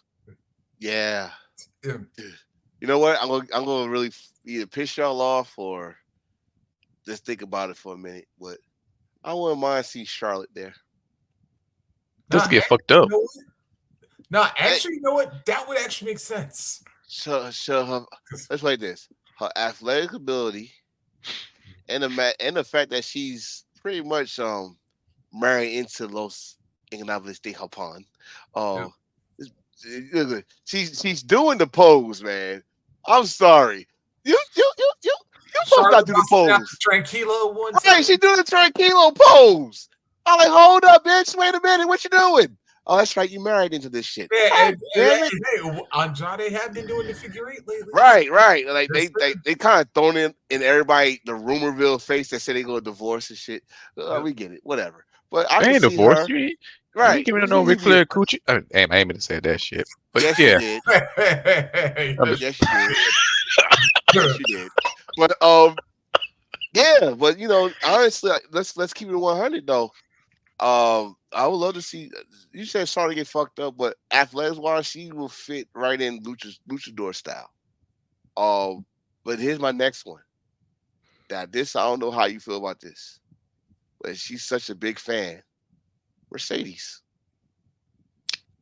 yeah, she wrestled against Mans before. Yeah, Yeah, in her early days, but Yeah. he's such a big fan of Eddie and all this, and Ray and the Mexican. But it's one name we forgot to mention, and she was down in Mexico too. Lita. Damn. I was thinking about that one too, but I was like, yeah, she would have been completely perfect, especially like I said, because remember her essay had the little she speaks Spanish. For the longest time I thought the chick was Latino. Well, with the way as fluent as she is, I can right. Like when she was in Mexico, you saw. I don't know if y'all got the DVD. Or y'all saw her DVD. Divas. No, not that one. Where she had her own. She had the Life or the Sunlight. Yeah. She had her own DVD, and she showed all the masks she bought or collect. Yes. She and she's very fluent. I would have loved to see Lita in Lucha Underground. She'd be perfect. So, if I got one more person, I'm going AEW on this one. If I got one more person, I definitely gonna say, God, I had it in my head. Abaddon. Oh, cool. Abaddon. Abaddon. I didn't think about that, but that's a good one. She bite people. I seen she gets old girl Shadida, but she just like Ada Wong from Resident Evil. Oh God. I just saw a match where she had a hardcore casket or coffin match. They just made me think of somebody. If I could go Impact with this one, Su Yung. Rosemary. Yep. Well, Su Yung got both of those. I take both of those. Yeah. No, for AEW, I was gonna go with God damn it. Oh, there we go. I was gonna go with Ruby. Ruby Soho? Yeah. Ruby Soho. Oh yeah. Ruby Riot. Where the fuck you want to call her? Ruby. Yeah, she'll bring like edge to that one. Yeah, that's what I'm saying. She would bring a lot. Hell, let me go outside the box. And y'all gonna laugh at me with this one. I wouldn't mind seeing Liv Morgan down there. Oh, especially with the Sato character now that she's hardcore. Yeah, I will. I think once she lost that damn belt, and she's talking about she enjoyed pain. You sick freak, you. Oh, she loves pain. I'm like, oh shit, do you now? She'd probably fit in. Yep. I was about to say, like, before injuries, I would have even kind of Saraya too, and No Hill. Yeah, we'll keep her away from every Lucha Underground Championship. Who? Saraya. Yeah. No. Like I said, yeah. I say no with Saraya or Paige, whatever you want to call her, is just the same way I said no when she wanted the AEW Women's title. Great feel good moment, by the way, but I was the only one that was not rah Siswa when she won the title. Yeah. That's one of the shortest title reigns. I say this though. At least the belt is safe. I know that's why I said that from the jump.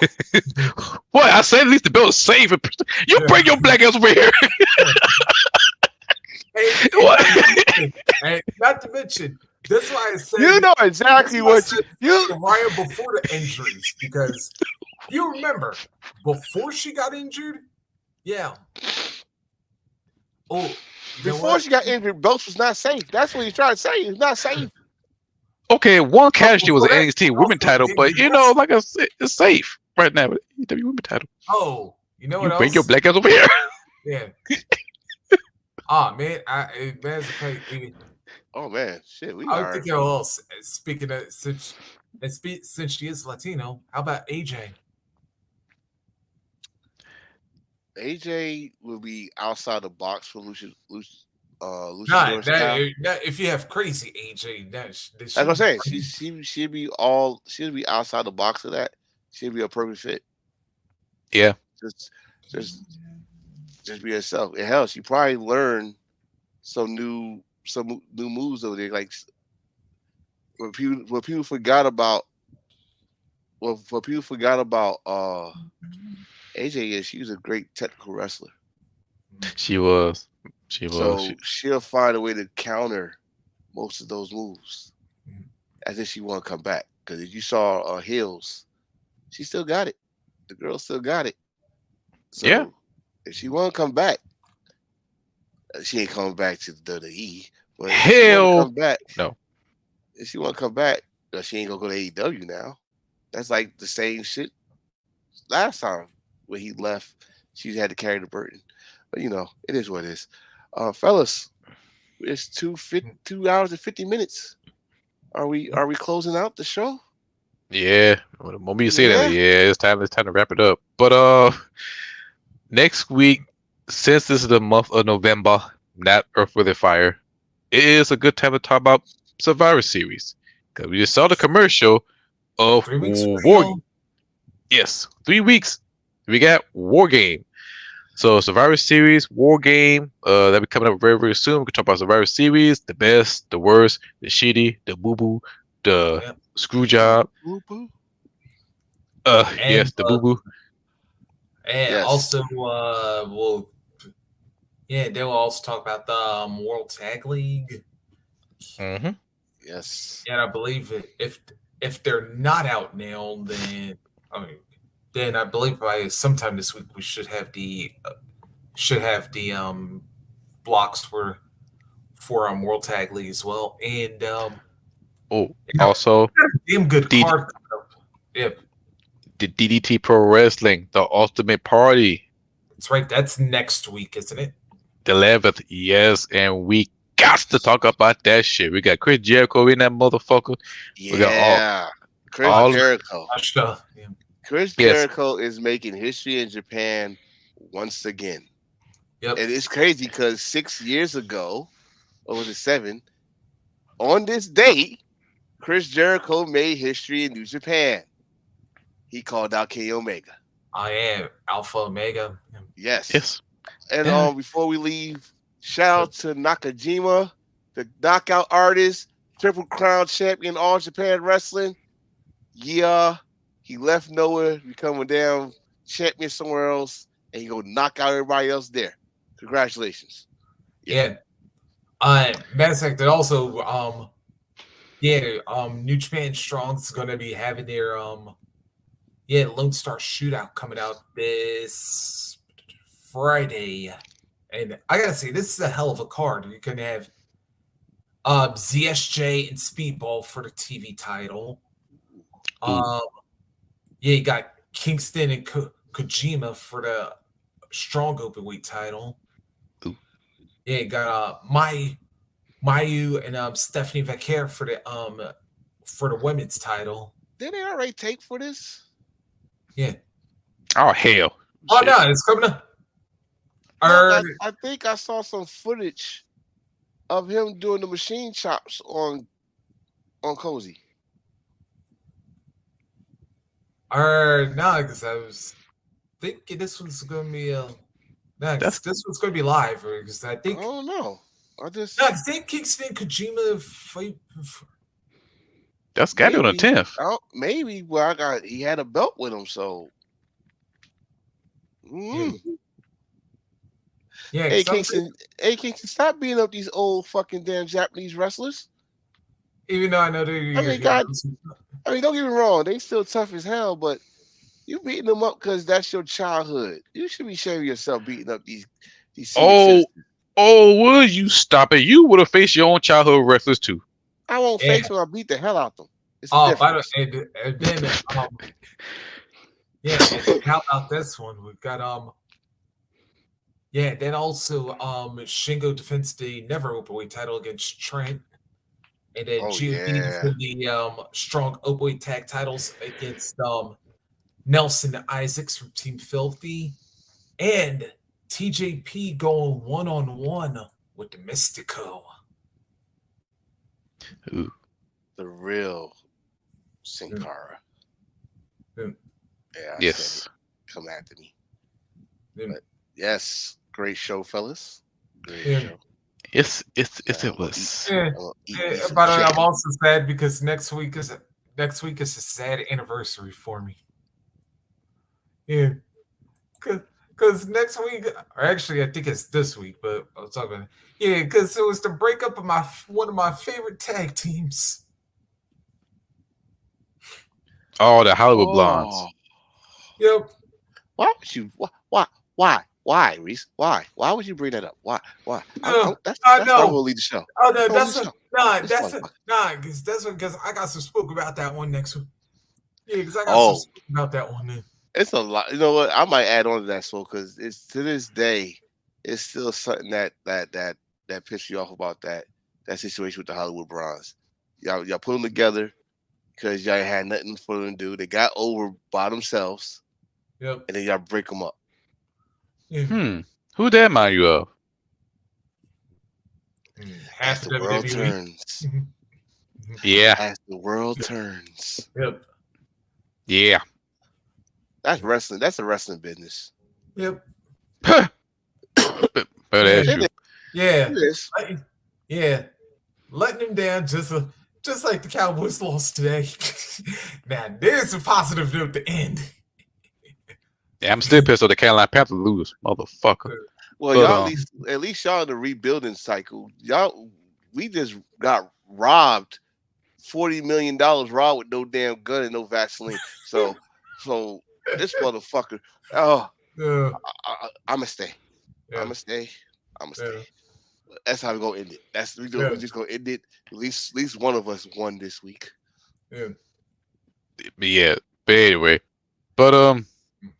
I'm Heel Khan, and I have a huge announcement. I'm still playing the damn Modern Warfare 3. That's the most hardest mission I ever played. Oh, Rebel Without a Cause Enforcer, Mr. Attention Getter. Glad to be back. I missed last week. Yeah. And I'm Rocket Reese, the uncrowned Joel. Because I didn't even have to go to Saudi Arabia. No blood money on his hands. Shit, who give a damn? Money is money. But anyway. Well, cash money rules everything around me. Anyway. If it's real money, yes. If it's counterfeit, then it's a problem. What? Well, that's bullshit. But anyway. Until then, until next time, always embrace the thrust. Feel it. Yes, feel everything. Until then, hold tight. Anyway, yes. Until then, see you next time. God damn it. The package rolls it. Yes. All right, guys. Peace.